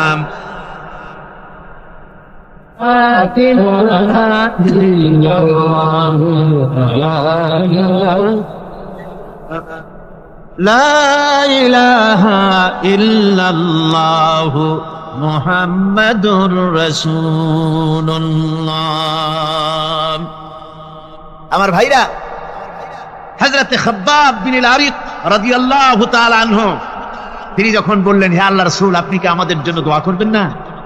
হুজুর তখন সোজা হয়ে উঠে বসলেন, বললেন قد كان من قبلكم يؤخذ الرجل فيحفر له في الارض। তোমাদের আগে দিন প্রতিষ্ঠা করতে যারা এখানে এসেছিল পৃথিবীর বুকে, তাদেরকে ওই কাফের বেঈমানেরা তাদেরকে ধরত আর তাদেরকে ধরে নিয়ে তাদের জন্য মাটি খুঁড়ত, এরপরে ওই মাটির ভিতরে তাদের বুক সমান গেড়ে দিত। সুম্মা ইউতা বিল মানশার, এরপরে করাত নিয়ে আসতো, ফায়ুদাউ আলা রাসিহি ফায়ুজআলু নিসফাইন, এরপরে করাত তার মাথার উপরে রেখে করাত দিয়ে মাথাকে দুই টুকরা করে, মাথা থেকে শুরু করে বডিটাকে দুই টুকরা করে ফেলে দিত। ওয়ায়ুনশাতু বিআমশাতিল হাদিদ, এরপরে লোহার চিরুনি এনে সেই লোহার চিরুনি দিয়ে তার গায়ের উপর থেকে গোশত কাছিয়ে নামিয়ে ফেলে দেওয়া হতো। রাসূল পাক বলছেন এরপরেও এই লোকগুলিকে আল্লাহর দিন থেকে এত অত্যাচার করার পরেও এক চুল পরিমাণ তারা সরিয়ে দিতে পারেনি। আল্লাহ নবী বলছেন ও খাব্বাব ওয়াল্লাহি লা ইউতাম্মিমান্নাল্লাহু হাদাল আমরা হাত্তা ইয়াসিরা আর-রাকবা মিন সানা ইলা হাদরামাউত। ও খাব্বাব ওয়াল্লাহি, আমি আল্লাহর নামে শপথ করে বলছি সেদিন বেশি দূরে নয় যেদিন সানা থেকে শুরু করে হাদরামাউত পর্যন্ত লোকেরা যাতায়াত করবে, ব্যবসায়ীরা তাদের পণ্য দ্রব্য নিয়ে যাতায়াত করবে, সুন্দরী রমণীরা তারা যাতায়াত করবে। লা ইয়াখাফু ইল্লাল্লাহ বিযিবা আলা গানামি, মানুষের অন্তঃকরণের ভিতরে কোনো ভয় থাকবে না, একমাত্র ভয় হবে আল্লাহ রাব্বুল আলামিনের ভয়। সুবহানাল্লাহি ওয়া বিহামদিহি, আর কোনো ভয় থাকবে না। ওয়ালাকিন্নাকুম তাস্তাজিলুন, ও খাব্বাব তোমরা বড্ড তাড়াহুড়ো করতেছো, তোমরা বেশি তাড়াহুড়ো করছো, এত তাড়াহুড়ো করো না, সে সময় আসবে। সুতরাং দিনকে প্রতিষ্ঠা করতে গিয়ে এ ধরনের কষ্ট হয়েছে, বিরোধিতা আসছে, বিরোধিতা আসবে, সেই বিরোধিতার মোকাবেলা করেছেন জনাবে মুহাম্মদ রাসূলুল্লাহ যারা বলেন সাল্লাল্লাহু আলাইহি ওয়াসাল্লাম। এই মোকাবেলা সাহাবায়ে কেরাম করেছেন, রাসূল করেছেন, কষ্ট করেছেন। এই কষ্ট করতে হয়েছে, বিরোধিতার মোকাবেলা করতে হয়েছে, তারপর বিজয় এসেছে। এত সহজে আসে নাই। এই মোকাবেলা আমাদেরকেও করতে হবে। আমার বন্ধুগণ, আল্লাহ পাক বলেছেন, বিরোধিতা যদি তোমার সামনে আসে, বিরোধিতা আসবে, বিরোধিতার মোকাবেলাও তোমাদেরকেই করতে হবে। কিন্তু মনে রেখো, এ দিন হচ্ছে আমার। আমি এ দিনের বিরোধিতা যারা করবে, আমি তাদের মোকাবেলা করব। ওয়া কানা হাক্কান আলাইনা নাসরুল মুমিনিন। মুমিনদেরকে সাহায্য করা আমি আল্লাহর জন্য ওয়াজিব, আমি আল্লাহর জন্য হক মুমিনদেরকে সাহায্য করা। আর এই যে বাধা, এই যে বিপত্তি, ইসলামের বিরুদ্ধে সংশয় সন্দেহ সৃষ্টি করা, মারামারি সৃষ্টি করা, ত্রাস সৃষ্টি করা, এটা নতুন কিছু নয়। সতীজা কা রহা হ্যায় আসল সে তাইমরোজ, সতীজা কা রহা হ্যায় আসল সে তাইমরোজ, চরাগে মুস্তফা বি সে শরারে বুলহবি। সেই প্রথম দিন থেকে শুরু হয়েছে ইসলামী আন্দোলনের সাথে বিরোধিতা করা। আবুল আহাব মুহাম্মদ সাল্লাল্লাহু আলাইহি ওয়াসাল্লামের সাথে, মুস্তাফা বি চিরাগের সাথে, আল্লাহর দ্বীনের সাথে এই বিরোধিতা শুরু হয়েছে। সেই প্রথম দিন থেকে এই বিরোধিতা ছিল, আছে, থাকবে। কিন্তু এরপরেও আল্লাহ তার দ্বীনকে বিজয়ী করবে। আল্লাহ রাব্বুল আলামিন কোরআনে কারিমে বলেছেন, ইউরিদুনা লিয়ুতফিউ নূরাল্লাহি বিআফওয়াহিহিম ওয়াল্লাহু মুতিম্মু নূরিহি ওয়ালাউ কারিহাল কাফিরুন। মহান আল্লাহ রাব্বুল আলামিন বলেন, ওরা চায় মুখের ফু দিয়া আমার আলোকে নির্বাপিত করে দেবে, আমার দ্বীনকে দুনিয়া থেকে মিটায় দেবে। আল্লাহ বলেন, আমি আমার দ্বীনকে পূর্ণতা দান করব, তাতে কাফির বেঈমানদের মনের ভিতরে যত জ্বালা যন্ত্রণা হোক না কেন, ওদের মনে যত কষ্ট হোক, আমার দ্বীন আমি সমুন্নত করে রাখবো, কেউ ঠেকাতে পারবে না। দেখেন না, আবু জেহেল চেয়েছিল মক্কা, রাসূলের মক্কি জিন্দেগিতে রাসূলকে বন্ধ করে দেবে, আশহাদু আন্না মুহাম্মাদার রাসূলুল্লাহ আওয়াজকে বন্ধ করে দেবে। কিন্তু আবু জেহেল শেষ হয়ে গেছে, মুহাম্মদ সাল্লাল্লাহু আলাইহি ওয়াসাল্লামের নেতৃত্ব আছে না নাই?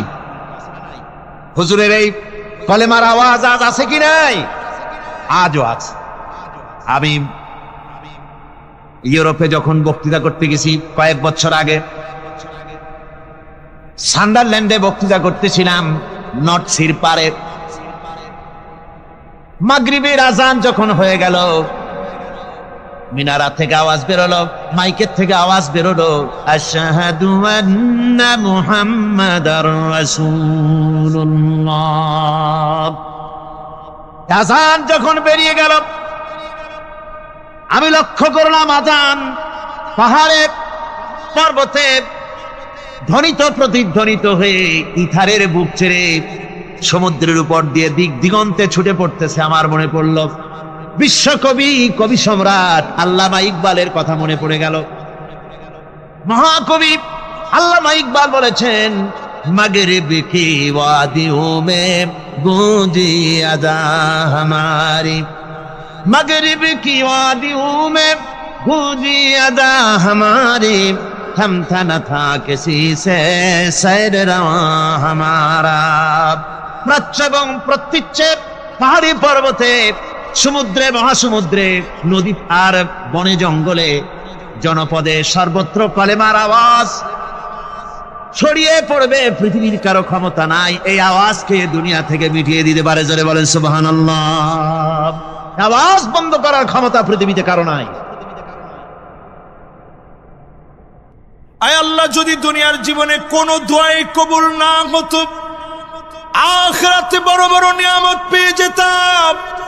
প্রতিনিয়ত দোয়া করেন, সন্তান কথা শুনে না, স্ত্রী আপনাকে মানে না, লোকেরা ব্যবসার মধ্যে ঠকায় দিয়েছে। প্রতিনিয়ত দোয়া করেন, দোয়ার রেজাল্ট যিনি আখিরাতে ভরপুর করে দিবেন তিনি কে? এইবার আপনাদেরকে একটু প্রশ্ন করি, যারা আমাদেরকে মেরে রক্তাক্ত করেছে, শহীদ করে দিয়েছে, জাতির শ্রেষ্ঠ সন্তানদেরকে যারা ফাঁসির দিকে নিয়েছে, হাসতে হাসতে যারা ফাঁসির দিকে গিয়েছে, ঠেলে নিতে হয় নাই, বুকটাকে টান টান করে নিজের ইচ্ছায় কেমন যেন জিহাদের ময়দানে যাচ্ছে। জোরে করে আল্লাহু আকবার। এই রকম কেন হয়েছে? আল্লাহ নবী মেনে নিয়েছেন, আল্লাহ আপনি আমাদের মধ্যে উম্মত যদি বিভক্ত হয়ে যায়, আমার উম্মত বেশি দিন বিভক্ত থাকতে পারবে না, অচিরেই উম্মত গুলা এক হয়ে যাবে মার খাওয়ার পরে। জোরে খন কি খাওয়ার পরে? আজকেও তাকায় দেখেন, যেই তুরস্ক ছিল খেলাফতের রাজধানী, আমি কথাগুলা আপনাদেরকে খুব সুন্দর বুঝাই দেওয়ার চেষ্টা করব, আপনারা একটু মন দিয়ে আজকে শুনবেন। মনোযোগ আছে তো? যে খেলাফতের রাজধানী ছিল তুরস্ক, আমি নিজে সেখানে গেছি। লজ্জাজনক ঘটনা বলতেও তো লজ্জা লাগে। আপনি আমাদের বাংলাদেশকে যেমনই বলেন, ছেলে মেয়ে বিভিন্ন পার্কের মধ্যে একসাথে ঘোরাঘুরি করে, এগুলা হতে পারে। কাজটা সওয়াবের না গুনাহ, হালাল না হারাম? হতে পারে বললে আবার মিডিয়া আছে, বলবে দেখছো হুজুরি নিজেই তো অনুমতি দিস, বিপত্ত কথা বলার পর। কিন্তু আমি তুরস্কে গিয়ে নিজের চোখে দেখেছি, ছেলে ছেলে একসাথে বসা, যারা সরাসরি সমকামিতাকে প্রমোট করছে। বর্তমান যেই লোকটা ইস্তাম্বুলের মেয়র, সে নিজে তার সমস্ত শক্তি অ্যাপ্লাই করে এখনো কামাল আতাতুর্কের পেতাত্তারা বসে আছে, ওই চেইন অনেক জায়গায় ভাঙতে পারে নাই। রজব তাইয়েবের দোকান শত চেষ্টা করে সব জায়গা ঠিক করলেও ইস্তাম্বুল ঠিক করতে পারে নাই। অনেক জায়গায় বড় বড় মসজিদের পাশে ছেলে ছেলে একত্রে বসা, মেয়ে মেয়ে একত্রে বসা, LGBTQ, লেসবিয়ান, গে, ট্রান্সজেন্ডার, এই সমস্ত সমকামিতার মতো ভয়াবহ আল্লাহর আযাব আসার কারণ তুরস্কের ভিতরে এখনো রয়ে গেছে একটা ব্যক্তির কারণে। ঠিক কিনা বলেন? তারে বলা হয় তুরস্কের জনক টনক হাবি যাবে অনেক কিছু। এরপরে আসেন যে স্পেন, আরো 100 বছর মুসলমানের শাসনের কেন্দ্রবিন্দু ছিল, সেই স্পেন আজ হারিয়ে গেছে। ভারত আমাদের ছিল, একটা দেশ ছিল তুর্কিস্তান, চীন ওই দেশটাকে দখল করে নিয়েছে। শুধু একটা জায়গাতেই বড় তুর্কিস্তানের একটা অংশের ভিতরে 5000 মসজিদ ছিল। জোরে করে আল্লাহু আকবার। এই সব মসজিদ গুলাকে ডান্স ক্লাব, মদের বার বানিয়েছে। কমিউনিস্টরা মিলে সব ধূলিসাৎ করে দিয়েছে। আজ আপনি বাংলাদেশের দিকে তাকান, আল্লাহ পাক নতুন যে সম্ভাবনা দিয়েছে, নবীর উম্মত হিসাবে যদি আপনি কাজে না লাগান, ডোনাল্ড ট্রাম্প কিন্তু ক্ষমতায় চলে আসছে।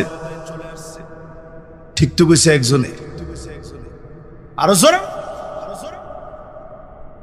আমেরিকা কিন্তু এখন পরাশক্তি নাই। রাশিয়ার ইউক্রেনের যুদ্ধের মধ্য দিয়ে আমেরিকা তার পাওয়ার হারিয়ে ফেলেছে।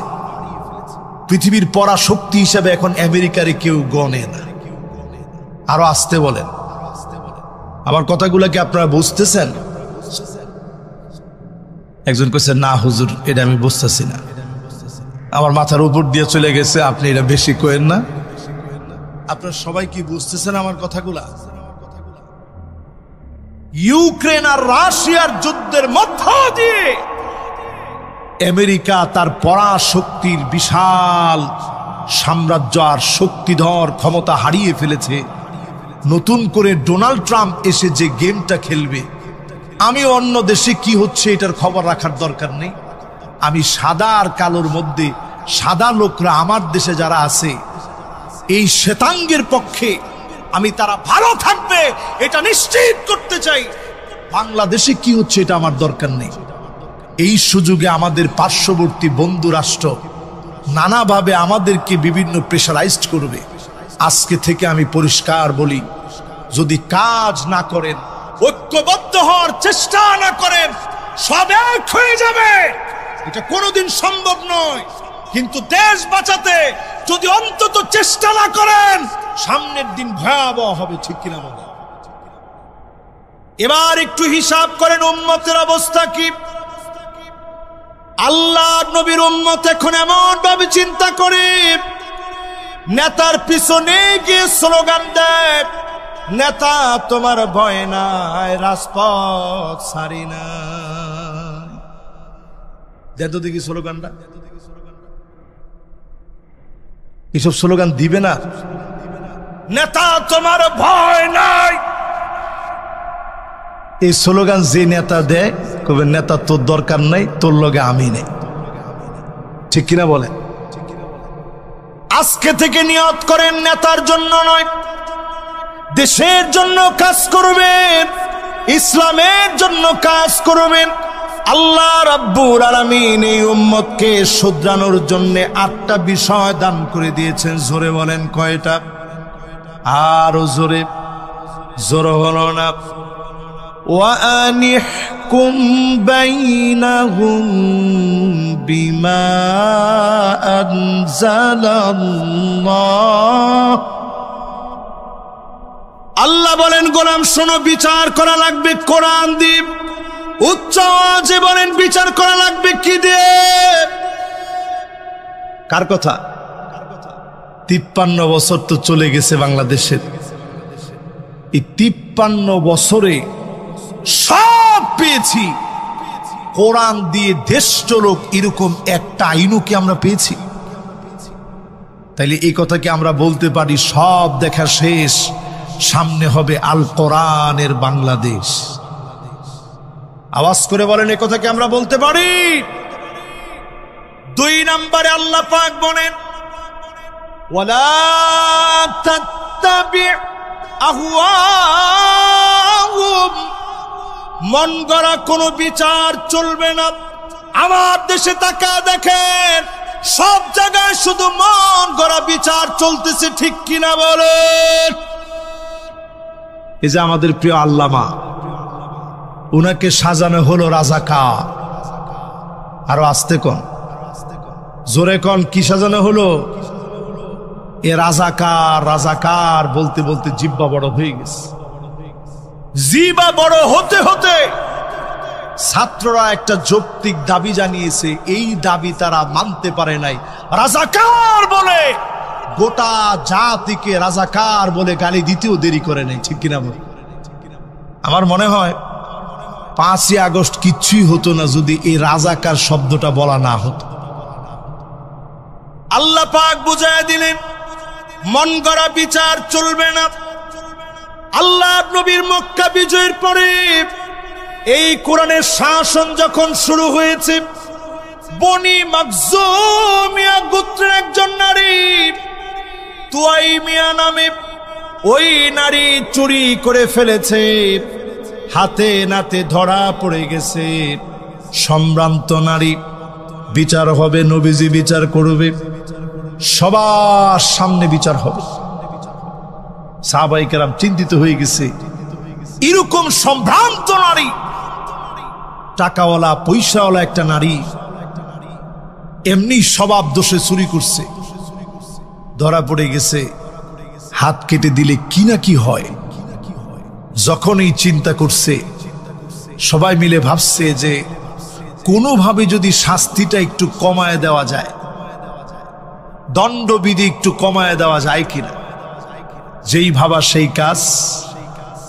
নবীজির কাছে কারে পাঠাবে কেউ দায়িত্ব নেয় না। ছোট একজন সাহাবী ছিল, যার উপাধি ছিল হুব্বু রাসূলিল্লাহ, নবীজির ভালোবাসা। জোরে কোন আল্লাহু আকবার। সে সাহাবীর নাম উসামা, নবীজির পালক পুত্র যায়েদ বিন হারেসার সন্তান। উসামাকে সবাই পাঠায় দিয়েছে, তুমি ছোট মানুষ, রসুল তোমারে বড় আদর করে, যাও তুমি গিয়ে বললে রসুল কিছু বলবে না। উসামা চলে আসলেন, ওগো নবীজি, বনি মাখজুমিয়া গোত্রের ওই নারী, তার হাত কেটে দিয়েন না। আল্লাহর নবীর চেহারা লাল হয়ে গেছে। সাহাবী সাহাবীদেরকে ডাকলেন।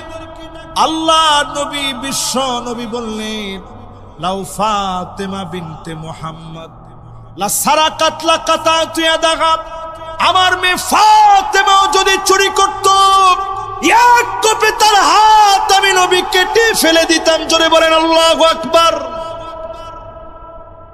এর নাম ইসলামী বিচার। জোরে কোন কিসের বিচার? আরো জোরে আওয়াজ করে বলেন কিসের বিচার? মন গড়া বিচার চলবে না। আমার দেশে এই 16 বছরে আমরা দেখছি মন গড়া বিচার যত রকমে লাগে, স্কাইপি কেলেঙ্কারি থেকে শুরু করে, প্রিয় আল্লাহ আমাকে রায় দেওয়া থেকে শুরু করে, অসংখ্য ইসলামী আন্দোলনের রাহবারদেরকে মিথ্যা মামলা দিয়ে নানাভাবে তাদেরকে দোষী সাব্যস্ত করে ফাঁসির মঞ্চ পর্যন্ত নেওয়া হয়েছে, আলেমদেরকে জেলে নেওয়া হয়েছে।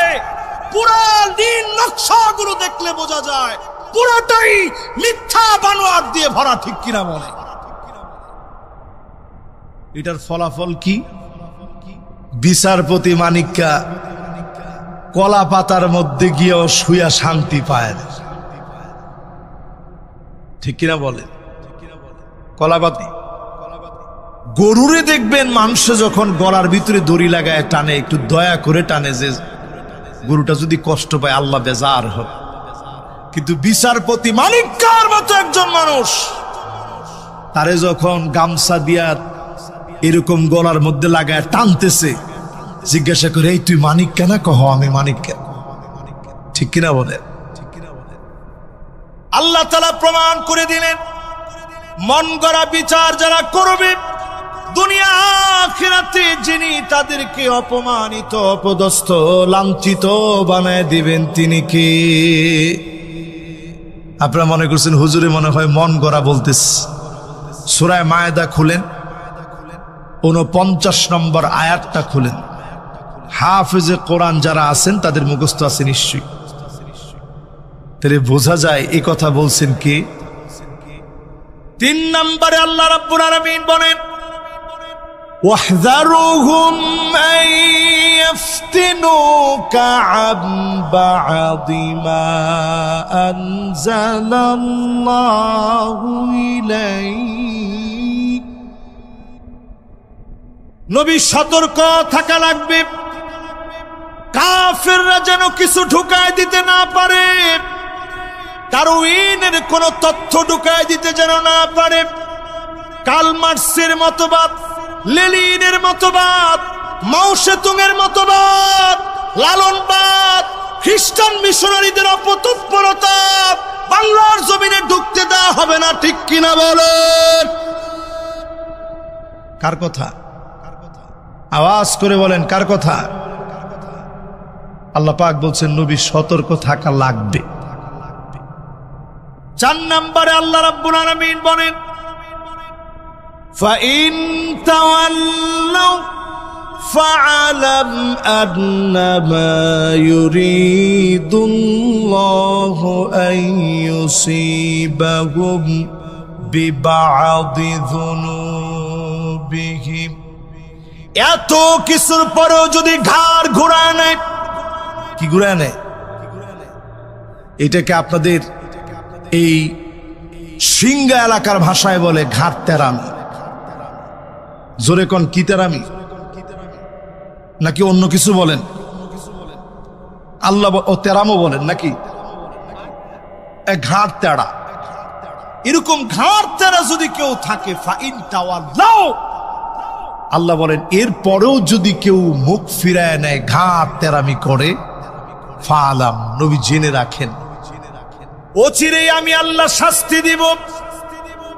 এই মাসে শিলাবৃষ্টি হয়েছে, আমি জন্মের পরে শুনিনি।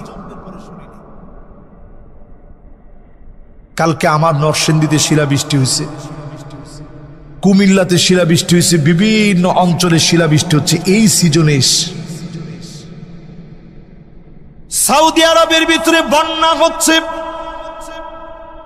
বন্যায় প্লাবিত হয়েছে মক্কা, মদিনা, রিয়াদ, এমনকি আল কাসিম পর্যন্ত বন্যা কবলিত হয়ে গেছে, জেদ্দায় বন্যা কবলিত হয়েছে। আলামতগুলা কিন্তু আপনি স্বাভাবিক মনে করবেন না। একদিকে ফিলিস্তিনে মুসলমানের চোখের পানি ঝরতেছে, অন্যদিকে আরবকে যিনি কৃত্রিম ভাবে না সরাসরি বৃষ্টির পানি দিয়ে যিনি ভিজাইয়া দিচ্ছেন তিনি কে? যে সৌদি আরবে কোনো গাছপালা তেমন ছিলই না, মরুভূমির দেশ, সেখানে সব জায়গা সবুজ হয়ে যাচ্ছে। আল্লাহ নবী বলেন, হাত্তা তাউদ আরদুল আরব বুরুজান ওয়া আনহারা, গোটা আরব সবুজ হয়ে যাবে, আরবের ভিতরে বৃষ্টি হবে, আরবের ভিতরে প্লাবন হবে, আরব সবুজ হয়ে যাবে।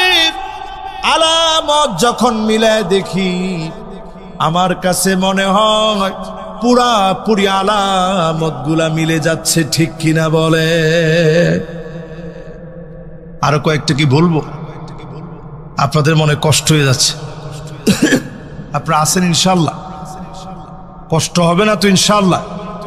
লিল্লাহে তাকবীর, নারায়ে তাকবীর, মাশাআল্লাহ। এবার যতজন আপনারা এখানে বসছেন একটু বলেন তো দেখি, এই যে কথাগুলো বলতেছি, কথাগুলো বলেছেন কে? এই বলতে বলতে 4 নাম্বার পর্যন্ত আসছে। এই 4 নাম্বার পর্যন্ত বলতে বলতে আমি বুঝিয়ে ফেলছি অলরেডি এই জমিনে আইন লাগবে কার। 5 নম্বরে আল্লাহ রাব্বুল আলামিন আবার বলছি, ওয়া ইন্না কাসীরাম মিনান নাসি লাফাসিকুন,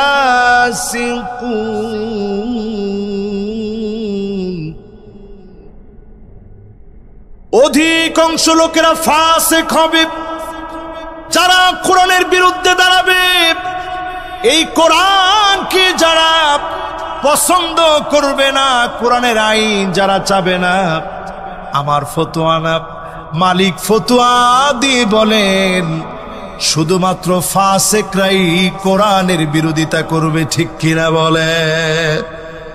কার কথা? 5 নম্বর ফতোয়া। এই ফতোয়া কিন্তু আমি দিইনি। কোরআনের বিরুদ্ধে যারা থাকবেন, আল্লাহ নিজে ফতোয়া দিচ্ছে। এরা কি? এটা বলার পরেই অনেকের মন খারাপ হয়ে গেছে, না আর ওয়াজ শুনবো না, হুজুর আমাদেরকে ফাসিক বলছে। আমি পাক্কা এক নামাজি লোক, হুজুর কয় ফাসিক, এটা আমি বলি নাই তো, বলছে কি? এরপর 6 নম্বর আল্লাহ কি বলেন শুনেন, আফা হুকমাল জাহিলিয়াতি ইয়াবগুন।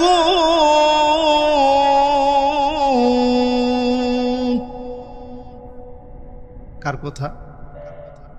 আল্লাহ রাব্বুল আলামিন বলেন, শোনো, এত কিছুর পরেও কি তোমরা জাহিলিয়াতের দিকে চলে যাবে? আজ আমি বলি, আয়না ঘর দেখলেন, প্রিয় আল্লাহ আমাকে হারায় ফেললেন। কত বড় বড় মানুষ ফাঁসির দড়িতে ঝুলেছে। শুধু তাই না, জসিমউদ্দিন রহমানের মতো আলেম 11 বছর 16 দিন জেল খাটলো, মামুনুল হকের মতো আলেম জেলে থাকলো, এত আলেমরা জেল কেটেছে। তারপরেও যদি জাহিলদের সঙ্গে চলে যান, জাহেলিয়াতের দিকে চলে যান, অবশ্যই যিনি আযাব দিয়ে ধ্বংস করবেন তিনি কে? কথা কানে গেছে? কার কথা? সূরা মায়েদা কত নম্বর আয়াত? 49 আর 50। তাফসীর চলতেছে সূরা নিসায়ের 41 নম্বর আয়াত। মনোযোগ আছে তো সবার? এরপরে আল্লাহ রাব্বুল আলামিন 7 নম্বরে বলেন, ওয়ামান আহসানু মিনাল্লাহি হুকমা, আল্লাহর হুকুমের চাইতে সুন্দরতম কোন হুকুম হতে পারে না। জোরে কোন আল্লাহু আকবার। আমরা সব পেয়েছি, কিন্তু আল্লাহর হুকুম দিয়ে রাষ্ট্র চলে এইরকম একটা পার্লামেন্ট আজ পর্যন্ত বাংলাদেশে এখনো পাই নাই, ঠিক কিনা বল? যেই পার্লামেন্টের প্রত্যেক নেতা কোরআন দিয়ে কথা বলবে, আমার পার্লামেন্ট থেকে স্পষ্ট ঘোষণা হবে নামাজ কায়েম করা লাগবে, নামাজের বাইরে কেউ থাকতে পারবে না, ঠিক কিনা বলে?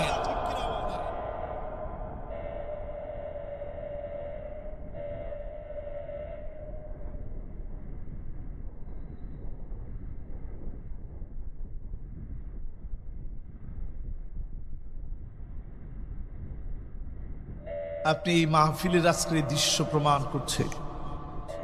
আমরা কিন্তু চাই আল্লাহর কোরআন দিয়ে আমাদের দেশটা চলো, চাই না ভাই? জীবনে তো অনেক কিছু দেখছি, এই অল্প বয়সে কম কিছু না, অনেক কিছু দেখছি। আল্লাহর কাছে এটা কোনো অসম্ভব না কোরআন দিয়ে রাষ্ট্রটা চালানো। তবে চালানোর জন্য কারা কাজ করবে? আল্লাহ পাক ৮ নম্বরে পরিচয় দিয়ে দিলেন, লিকৌমি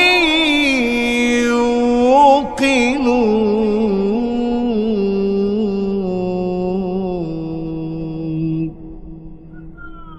প্রবল বিশ্বাসী যারা হবে, মুসাব বিন উমাইরের মতো বিশ্বাসী যারা হবে, নবীর এমন সাহাবী, মক্কাতুল মুকাররমা সব মেয়েরা যার চেহারার দিকে তাকায় থাকতেন, দামি দামি পোশাক পরতেন, রাজকীয় পোশাক পরতেন, সব সময় নামি দামি আতর ব্যবহার করতেন।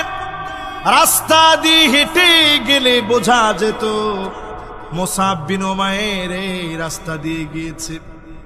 সেই মুসাব বিন উমাইর ইসলাম গ্রহণ করে ফেলল, ইসলাম গ্রহণ করলো, প্রথম যুগে কালেমা পড়ে ফেলল।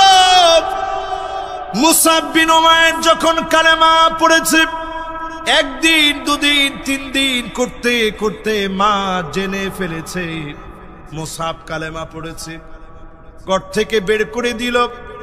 আবার যখন ফিরে আসছে, শিকল দিয়ে মুসাবকে বেঁধে রাখা হলো, শিকল খুলে দিয়েছে, আবার চলে গেলেন। আল্লাহর নবী আবিসিনিয়া হিজরত করতে বললেন, তিনি হিজরত করলেন, ফিরে আসলেন, মদিনায় হিজরত করে গেলেন। মদিনায় যাওয়ার পরে মুসাব বিন উমাইর মক্কা এসেছে, মায়ের সঙ্গে আগে দেখা করতে যায় না, নবীজির সঙ্গে আগে দেখা করতে গেছে। বলেন আল্লাহু আকবার। মা বলছে, তুই কপাল পোড়া, তুই মায়ের সঙ্গে দেখা করতে আসলি না, তুই মুহাম্মদের সঙ্গে দেখা করতে গেছস, তুই কপাল পোড়া। সন্তান বলছে, মা আমি সব ছেড়ে দিতে পারি, আমার নবীরে আমি ছাড়তে পারি না। জোরে কোন আল্লাহ। পায়ের ভিতরে মা শিকল লাগাতে চেয়েছে, বলছে, মা তুমি আমাকে বাধা দিও না, ইসলাম কোনো বাধা মানে না। যারা এখানে আছে, হয় আমি নিজে বাঁচব, না হয় যতক্ষণ জীবন থাকবে লড়ব। আল্লাহর নবীর সঙ্গ থেকে কেউ দূরে রাখতে পারবে না। জোরে কোন আল্লাহু আকবার। মুসাব বিন উমাইর আবার যখন মদিনায় চলে গেছে, মদিনায় রাসূল যখন হিজরত করলেন, সাহাবীরা মুসাবের ড্রেস দেখে অবাক হয়ে গেছে, জীর্ণ শীর্ণ ছিঁড়া ফাটা একটা ড্রেস পরা, সামান্য কোন রকমে দেহটা আটকায় রেখেছে। বদরের যুদ্ধে তিনি প্রাণপণে বীরের মতো লড়াই করলেন, উহুদের প্রান্তে শহীদ হয়ে গেলেন। আল্লাহর নবী একজন একজন করে সাহাবীদেরকে যখন দেখতেছে, তাকা দেখে মুসাব বিন উমাইর আর নাই। নবীর মন বড় দুর্বল হয়ে গেছে, এত দামি দামি পোশাক পরত, এত সম্ভ্রান্ত ফ্যামিলির ছেলে ছিল, আজ কিছুই নাই, এক টুকরা কাপড় তোমরা নিয়ে আসো। আল্লাহর নবী যখন বলেছে এক টুকরা কাপড় নিয়ে আসো, কাপড় আনা হলো। মাথা ডাকলে পা বের হয়ে যায়, পা ডাকলে মাথা বের হয়ে যায়। একটা টুকরা কাপড় পর্যন্ত নিতে পারে নাই। ইসলামের জন্যে সবচেয়ে দামি রক্ত আর জীবন দিন প্রতিষ্ঠার জন্য দিয়ে গেছে। জোরে কোন আল্লাহু আকবার। সেই মুসাব বিন উমাইরের উপাধি ছিল আউয়ালু সাফির ফিল ইসলাম, ইসলামের প্রথম অ্যাম্বাসিডর। দাওয়াত নিয়ে আল্লাহর নবীর অনুমতি ক্রমে প্রথম পরামর্শ সভা করেছেন। আর এই পরামর্শ সভাগুলো দিয়ে দিন বিজয়ের জন্য একের পর এক লড়াই করেছেন। যিনি দিনকে মক্কা বিজয়ের মধ্য দিয়ে প্রতিষ্ঠিত করেছেন তিনি কে? এবার চিন্তা করেন, এই রকম বিশ্বাসী যারা, তারা একমাত্র কোরআন বিজয়ের জন্য আসবে, ঠিক কিনা বলেন? আল্লাহর জমিনে সব দেখা আমাদের হয়েছে এই কোরআনের জন্য। যদি আপনি আমি সবাই রাজি থাকি, কারা কারা জীবন দিয়ে, প্রয়োজনে রক্ত দিয়ে দিব, কোরআনের রাজ কায়েম করব, দুটা হাত তুলে আল্লাহকে দেখায়।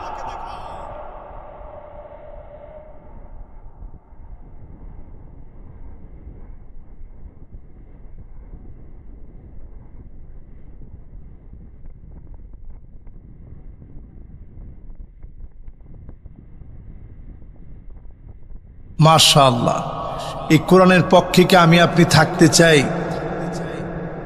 এবার একটু আবার পিছনের কথা মনে করাইতে চাই। নবীজি জানি আয়াত নাজিল হওয়ার পরে কাঁদছে, কাদের জন্যে?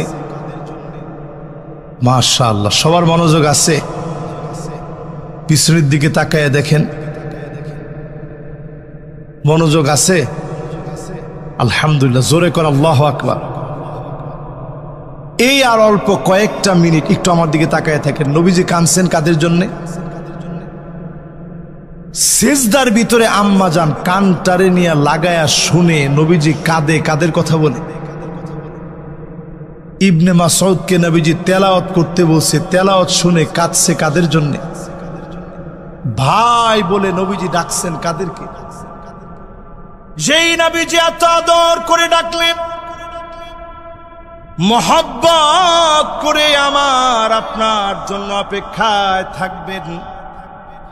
আল্লাহর জান্নাতের ভিতরে নবী যখন যাবেন, দরজার ভিতরে নক করবে, ফেরেশতা প্রশ্ন করবে, মান আনতা, কে তুমি? নবীজি বলবে, আনা মুহাম্মদ, আমি মুহাম্মদ সাল্লাল্লাহু আলাইহি ওয়াসাল্লাম এসেছি। সঙ্গে সঙ্গে বলা হবে, বিকা উমিরতু লা আফতাহু লিআহাদিন ক্বাবলাক, কারো জন্য জান্নাতের দরজা খুলে নাই। নবী আজকে আপনার জন্য জান্নাতের দরজা অপেক্ষায় আছে। জোরে কোন আল্লাহু আকবার। আল্লাহর নবী জান্নাতের ভিতরে ঢুকবে, ঢোকা মাত্র মনে হবে আল্লাহ, কোন নবীর উম্মত আগে যেন জান্নাতে যেতে না পারে। হাত্তা তাদখুলা উম্মতি, আগে আমার উম্মত গুলা যাবে, তারপর অন্য সব নবীর উম্মত যাবে। জোরে কোন আল্লাহু আকবার। আপনি আমি কে একটু নিজের ছিলেন? এই মুহূর্তে আর এখনো একজন উঠেন না। মাশাআল্লাহ, এখনো কিছু লোক আসতেছে,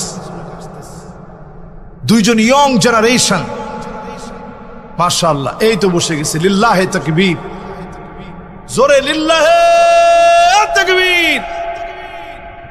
দেখছেন ইয়ংরা কত বল, ওমা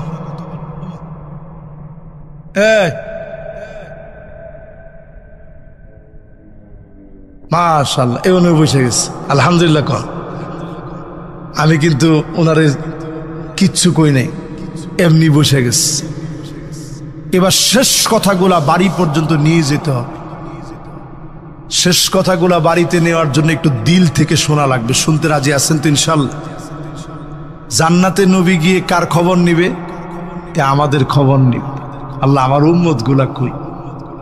সেই জান্নাতের ভিতরে 80 মিন উম্মতি, 80 কাতার নবীর উম্মত দিয়ে ভরবে। 120টা কাতারের ভিতরে 80 কাতার নবীর উম্মত হয়ে যাবে। বাকি থাকে কত? আরো আসতে কম। ওয়া 40 মিন সাইরিল উমাম, সব নবীর উম্মত মিলে আল্লাহর জান্নাতের মাত্র 40টা কাতার ভরবে। একাই আমার নবীর উম্মত দিয়ে 80 কাতার পুরা হয়ে যাবে। নবীজি সেদিন আল্লাহর কাছে গর্ব করে বলবে, আল্লাহ বলছিলাম না ইন্নী মুকাসিরু বিকুমুল উমাম। আয় আল্লাহ তাকায় দেখেন, এই সবগুলো আমার উম্মত, নারী আর পুরুষ, আমার মা বোন সহ সবগুলো আমার উম্মত। আল্লাহ নবী গর্ব করবে আমার আপনার মতো উম্মতদেরকে নিয়ে। জোরে কোন আল্লাহু আকবার। শুধু তাই নয় প্রিয় ভাইরা আমার, আল্লাহ নবী সেদিন দাঁড়ায় থাকবে পুল সিরাতের কিনারায়। মানুষ 3 ভাবে পার হবে। জোরে কোন কয় ভাবে? মনোযোগটা কমে গেছে, আর একটু জোরে কোন কয় ভাবে? সবাই মিলে কোন কয় ভাবে? দাঁড়ানোরা কোন কয় ভাবে? মাশাআল্লাহ, 3 ভাবে সেদিন মানুষ পার হবে। এর মধ্যে এক গ্রুপ পার হবে এমন ভাবে, মাথা নিচের দিকে দিয়ে দিবেন, পা গুলা উপরের দিকে দেওয়া হবে। পুল সিরাত পার হতে গিয়ে গাল কেটে জাহান্নামের মধ্যে পড়ে যাবে। নিচে থাকবে জাহান্নাম, গাল কেটে জাহান্নামের মধ্যে পড়ে যাবে। আরেক গ্রুপকে আল্লাহ বলবে হেঁটে হেঁটে পার হ। হাঁটতে গিয়ে পা কেটে পড়ে যাবে। আরেক গ্রুপকে আল্লাহ পাক বিজলির চমকের মতো বানায় দিবেন। আল্লাহর জান্নাতে আরোহণের মধ্যে উঠায় দিবেন। সিনফান রুকবানান, আরোহণের ভিতরে চড়বে। জান্নাতি বাহন মালিক দিয়ে দিবে। এমন নূরগুলা শরীর থেকে বের হবে। নিচ থেকে জাহান্নামে একটা ডাক মারবে, জুসিয়া মুমিন ইন্না নূরাকা ইউতফিউ লাহাবিব। ও মুমিন, তাড়াতাড়ি চলে যাও, তোমার আলো জাহান্নামের আগুনকে নিভায় দিচ্ছে। জোরে কোন আল্লাহু আকবার। তাহলে কয় ভাবে মাইক কেটে গেছে? কোনটা কাটছে? আরে টানের ছুরিটা কেটে গেছে। আচ্ছা ঠিক আছে, অসুবিধা নেই, ঠিক হয়ে যাবে। ও কোনো রাগ নাই। ও প্রথমে এসে আমার জিজ্ঞাসা করছে, হুজুর ইকু টিকু কেমনি কি দিব? আমি ওর মাথায় আদর করে দিয়ে বলছি, বাবা এটা তোমার সাবজেক্ট। অনেক বক্তা দেখবেন মাইকে উঠেই, হ্যাঁ রে মাইক ভালো না, কি মাইক দিছ সেই। এটা তার ব্যবসা। আলেম ওলামা, এটা তার ব্যবসা। যখনই আপনি এই কথাটা বলেন, ও আল্লাহর কিন্তু একজন ক্ষুদ্র সামান্য গোলাম, সে কিন্তু দোয়া করতে থাকে, আল্লাহ হুজুরের কণ্ঠের উপরে ঠাডা ফেলা। এই জন্য আমি ওর মাথায় আদর করে দিয়ে বসি, বাজান এটা তোমার সাবজেক্ট। আমি যেরকম চাচ্ছি ওয়াজটাকে আপনাদেরকে সুন্দর করে বুঝাইতে, ও চাচ্ছে সাউন্ডটা যেন সুন্দর থাকে। আপনারা কি আমার কথা বুঝতেছেন সবাই? এটা কিন্তু ওয়াজের বাইরের কথা না। মনে করেন না যে হুজুর একটু মাইকম্যানের প্রশংসা করছে। আমি পাবনায় এক মাইকম্যান আমারে পাঞ্জাবির কাপড় এনে হাদিয়া দিছে, হুজুর একটা পাঞ্জাবি বানায়। আমি বললাম কি বাজান তুমি আমার পাঞ্জাবির কাপড় দাও, কি কারণ? কয় হুজুর আপনি সেদিন যে প্রশংসা করছেন আমি ওই দিন বসে চিন্তা করলাম যে আজকে থেকে দিনের বাইরে আর চলবো না। জোরে করে আল্লাহ। আমি কিছু কেন? আপনি বলতেছিলেন যে মাইকম্যান সেও আমার শ্রোতা। আমি আজকে লক্ষ্য করছি এখানে বসেও কিন্তু তারা কিন্তু উত্তর দিচ্ছে, তারা আমার শ্রোতা না? তো ওনাদেরকে কষ্ট দেওয়ার অথরিটি আমার আছে? আপনাদেরকে কষ্ট দেওয়ার, ছোট করে কথা বলার কোন অথরিটি আমার আছে? এই যে মাঝে মাঝে যে বলি ঠিক কিনা বলেন, এইটাই আপনাদেরকে অনেকটা প্রেশার দিয়ে দিই। আমি নিজে পরে গাড়িতে বসে চিন্তা করি এই যে লোকগুলারে প্রেশার দিই, নাইলে আপনারা ঘুমায় যেতেন। এই জন্য মাঝে মাঝে একটু একটু প্রেশার দিই। এটার জন্য আল্লাহর হস্তে মাফ করে দিয়ে, তাহলে বক্তাদের পিঠের চামড়া আল্লাহর কাছে থাকবে না। ঠিক কর, আমার ঠিক কর না, ঠিক কর। আপনি কি মনে করছেন এই যে খাওয়ায় টাওয়ায় এত সুন্দর করে নিয়ে এসে আপনি ওয়াজ করতে দিচ্ছেন? আল্লাহ যদি একদিনের হিসাব চায়, একদিন, আর দরকার নেই। একদিনের মাহফিলের হিসাবটা অনেক দিন। আল্লাহর কসম করে বলি হিসাব দেওয়া যাবে না।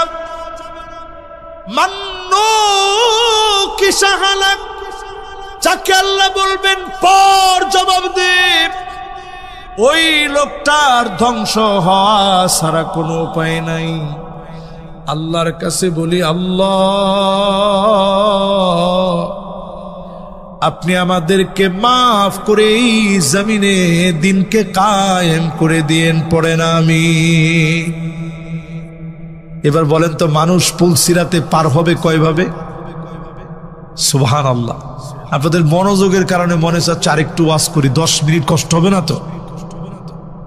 মাশাআল্লাহ, সমস্যা নাই তো? 10 মিনিটে একজনও কোমর টান দিয়েন না, একেবারে মনোযোগটা দিয়ে শুনেন।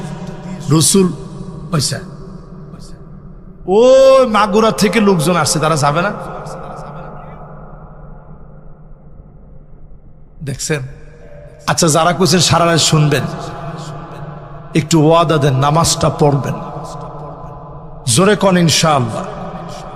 ভাই, আমাদের দেশটা যে কত ভালো, আপনি ওয়ার্ল্ডের যে কোনো দেশে ঘুরতে গেলে আপনার কাছে মনে হবে এই দেশের মতো সেরা আরেকটা দেশ নাই। জোরে কন আল্লাহু আকবার। আমি দুবাই গেছি এই বছর, আমারে প্রশ্ন করতেছে তোমার দাড়ি কেন? আমি পুলিশটার দিকে তাকাইছিলাম, আল্লাহ, সেও তো মুসলিম। একটু পরে আবার সে আমি একটু সুযোগ পাইছি না, আমি জিজ্ঞাসা করলাম তুই কিসের নামাজ পড়বি?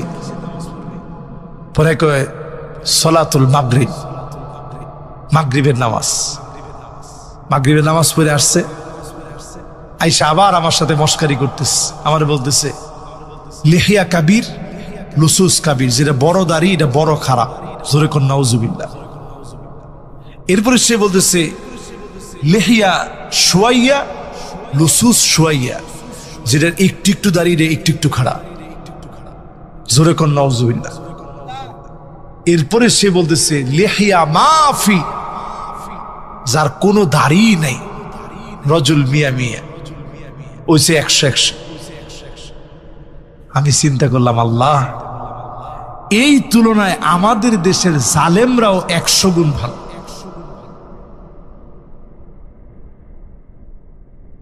এরপরে সে আমারে বলতেছে তুই বাংলাদেশ থেকে এই দেশে কি লিগে আসছস? আমি ঘুরতে আসছি। দুবাইয়ে ঘোরার কিডা আছে? আমি বললাম না, আমাদের এই জমিনে তো দেখার অনেক কিছু আছে, এই জন্য ঘুরতে আসলাম। তো সে আমার সাথে অনেক মস্কারি টস্কারি করে আমার কইতেছে সাহেব কিছু মনে করিস না, তোর লগে মজা করলাম। আমি কি তুই যে জিনিস নিয়ে মজা করছস, এই জিনিস নিয়ে মজা করলে আসলে ঈমান থাকে না। সে তৎক্ষণাৎ আমারে বলতেছে আর দিন ফিল মসজিদ, দিন হচ্ছে মসজিদে, দিন এয়ারপোর্টের ভিতরে না। আরে কথা কয় না, দিন কই? এটা সমাজতন্ত্রের চিন্তা, এটা পুঁজিবাদী চিন্তা, ইসলামী চিন্তা এটা বলে না। দিন মসজিদে, দিন সব জায়গায়, ঠিক কিনা বলেন? কবে আর বুঝবেন? ওই কথাগুলো আমাদের মাথার ভিতরে খাওয়াই দিতে চাচ্ছে। দিন হুজুরদের মাদ্রাসায়, দিন মসজিদে, দিন শুধু পাঞ্জাবি টুপির ভিতরে না, দিন শুধু পাঞ্জাবি টুপির ভিতরে নয়, দিন মাথার চুলের গোড়া থেকে নিয়ে পায়ের তালু পর্যন্ত যেমন থাকবে, পার্লামেন্টেও দিন লাগবে, ঠিক কিনা বলে? যদি এগুলা না থাকে তাহলে ঘরের ভিতরে, ব্যাগের ভিতরে কোটি কোটি টাকা পাওয়া যাবে, তুষুকের নিচে টাকা, বালিশের ভিতরে টাকা। এগুলা দিন না থাকার ফলাফল, ঠিক কিনা বলেন? আপনারা কি আমার কথা সবাই বুঝতেছেন? আমি জানি কোন জায়গায় ছিলাম, মনে আছে? মাশাআল্লাহ, দেখেন গ্রুপ হয়ে গেছে এখন দুইটা, একটা হচ্ছে পুলসিরাত আর একটা হচ্ছে দুবাই। কোনটা? পুলসিরাত। দুবাই বাদ দেন, এগুলা খাল্লি বাল্লি। আসেন কোন জায়গায়? পুলসিরাত। আসল জায়গায় আসেন, পুলসিরাত। আল্লাহ নবী পুলসিরাতের কিনারায় দাঁড়ায় বলবে, ইয়া রাব্বি সাল্লিম, ইয়া রাব্বি সাল্লিম। ও আমার আল্লাহ, দয়া করে উম্মত গুলার একটু মাফ করে দে। চেহারা কেটে টুকরা টুকরা হয়ে গেছে, হাত কেটে জাহান্নামে পড়ে গেছে, পা কেটে পড়ে গেছে। আল্লাহ আপনি দয়া করে শান্তি দান করে দেন। নবীজির দোয়ার কারণে যিনি মাফ করবেন তিনি কে? আমার নবী মাথা নিচের দিকে দিয়ে রাখবে, সেই দিনও নবী কাঁদবে। আল্লাহ বলবেন নবী কাঁদবেন না, ইরফান আসাক, মাথাটা উঠান, সাল তো যা মনে চায় আজকে আপনি চান। দুনিয়ার জীবনে তো চাইলেন না। ইসফা তু সাফা, যাকে মনে চায় সাফাত করেন। আল্লাহ নবী সেদিন সাফাত করবে, যিনি ধন্য বানায়া জান্নাতি বানায়া দিবেন তিনি কে? এবার একটু 5টা আঙ্গুল উঠান, ও জোরে করে আল্লাহু আকবার। এবার হাতগুলো নামান। 5 শ্রেণীর লোকদেরকে নবীজি শাফাত করবে না, দেখতেও পারবে না। কয় শ্রেণী? শাফাতটা বললে সবাই লাভ দিয়ে উঠে, কয় যে হ্যাঁ হুজুর এই ঠিক জায়গায় আইছেন। যত আকাম কুকাম যা করি, নবীজি শাফাত করবে, জান্নাতে যাও, সেলসেলায় জান্নাতে যাও। দেখেন না, এই কথাগুলারে কিন্তু এখন রসিকতার খোরাক দেওয়া হচ্ছে। চেলচেলায় বেহেশতে যাওয়া, এগুলো ফেসবুকে দেখবেন প্রায় সময় দেওয়া হয়। বেহেশতে সেলসেলায় যাবেন, এটা কি সেলসেলায় যাওয়ার জায়গা? আরে মিয়া, নবীরা ইয়া নাফসি করি। 5 শ্রেণীর লোককে সেদিন শাফাত করা হবে না।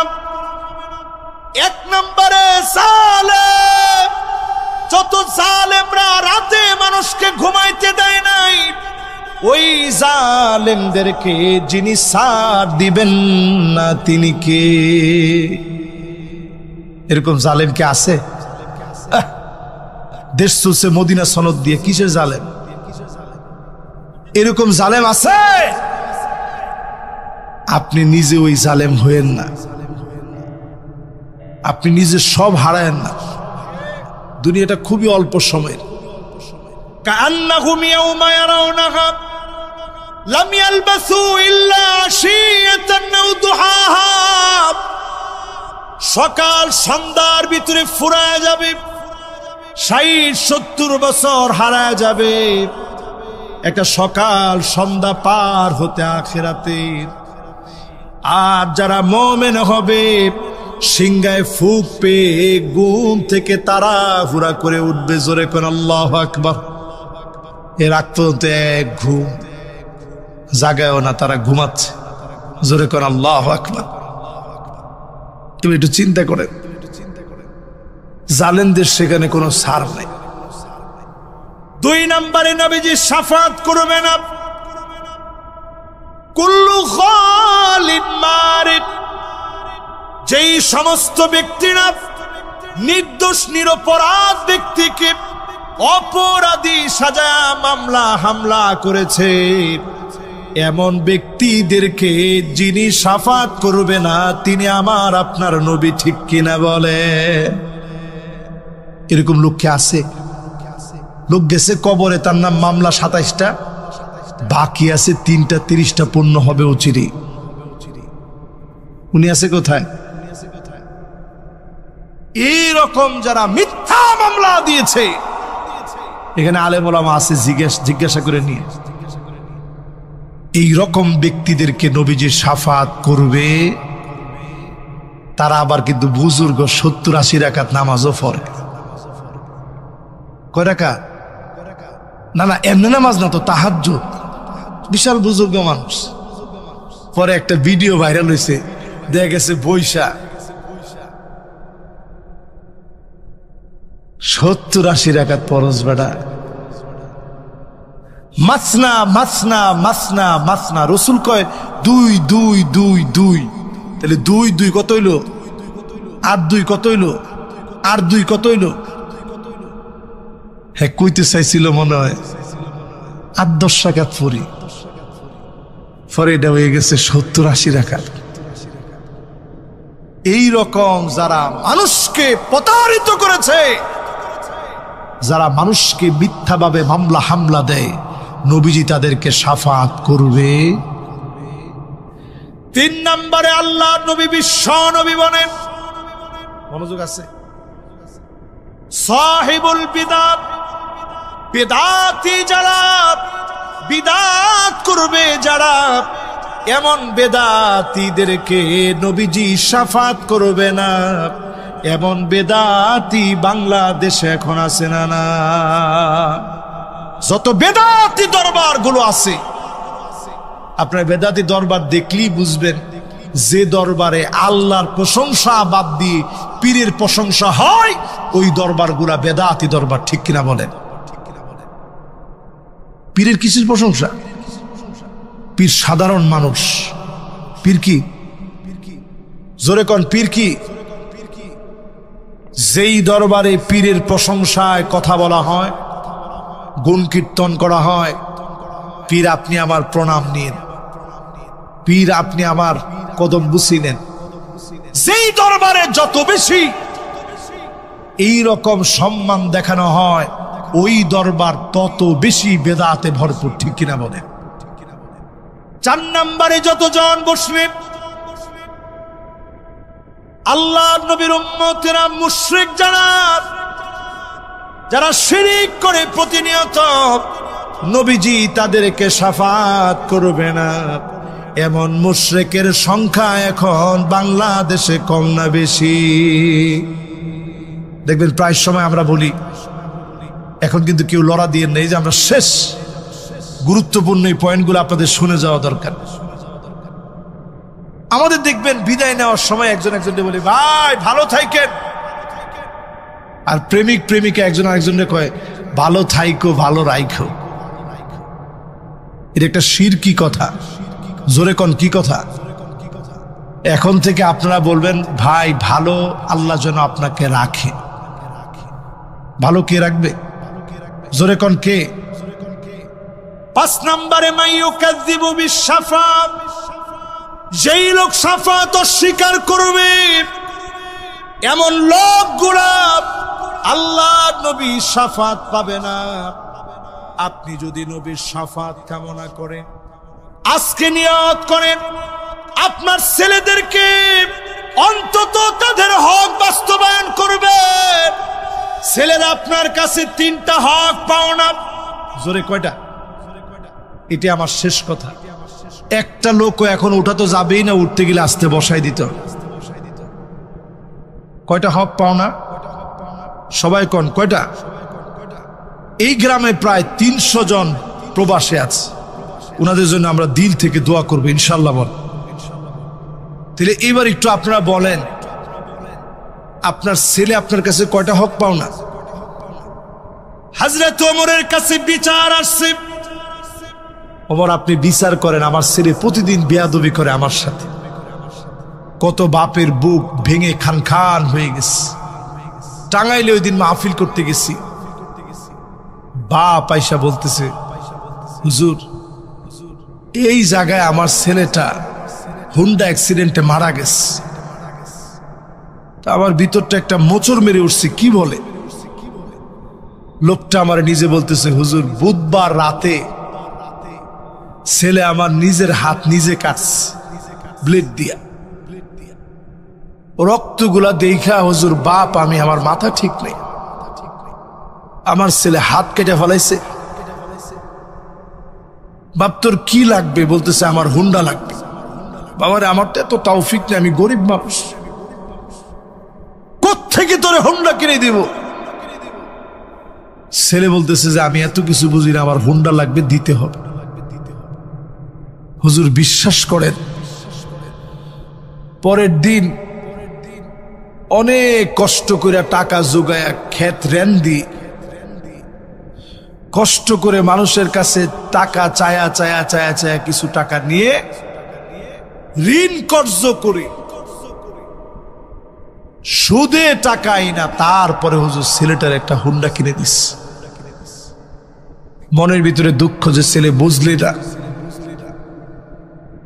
শুক্রবার জুমার নামাজ পড়ে আসছি, এর একটু পরে তারা দুই বন্ধু সহ আমার ছেলে তিনজন মিলে হুন্ডায় উঠে যাচ্ছিল। হুজুর এই কোনাটার ভিতরে অ্যাক্সিডেন্ট করে জায়গায় তিনজন মারা গেছে। বলার উদ্দেশ্য হচ্ছে, মা বাপ যদি বেজার হয়ে যায়, নিশ্চিত ভাবে জেনে নেন যিনি বেজার হয়ে যায় তিনি কি। কিন্তু খুব খেয়াল দিয়ে শোনেন, সন্তানের প্রতি আপনার কিছু দায়িত্ব আছে। হযরত ওমর রাদিয়াল্লাহু তাআলা আনহুর কাছে বিচার যখন গেল, হযরত ওমর বললেন ছেলেটাকে ডেকে আনো। হকের ক্ষেত্রে বিচারটা সহজ হবে না কঠিন? বিচার করবে কে? হযরত ওমর বিচার করবে। চিন্তা করেন কেমন কঠিন বিচার। ডাইকা নিয়ে আসছে, এই ছেলে তুমি কি তোমার মা বাপের সাথে বেয়াদবি করো? ছেলের মাথায় তো মনে হয় আসমানটা ভেঙে পড়ছে। বলছে হ্যাঁ আমি তো বেয়াদবি করে ফেলছি। সঙ্গে সঙ্গে ছেলে প্রশ্ন করলেন, খলিফাতুল মুসলিমিন, আমার কি কোনো হক আমার মা বাবার কাছে আছে নাকি? থাকলে একটুখানি আমাকে বলবেন। হযরত ওমর বলছে হ্যাঁ, তুমিও তিনটা হক তোমার মা বাবার কাছে পাও না।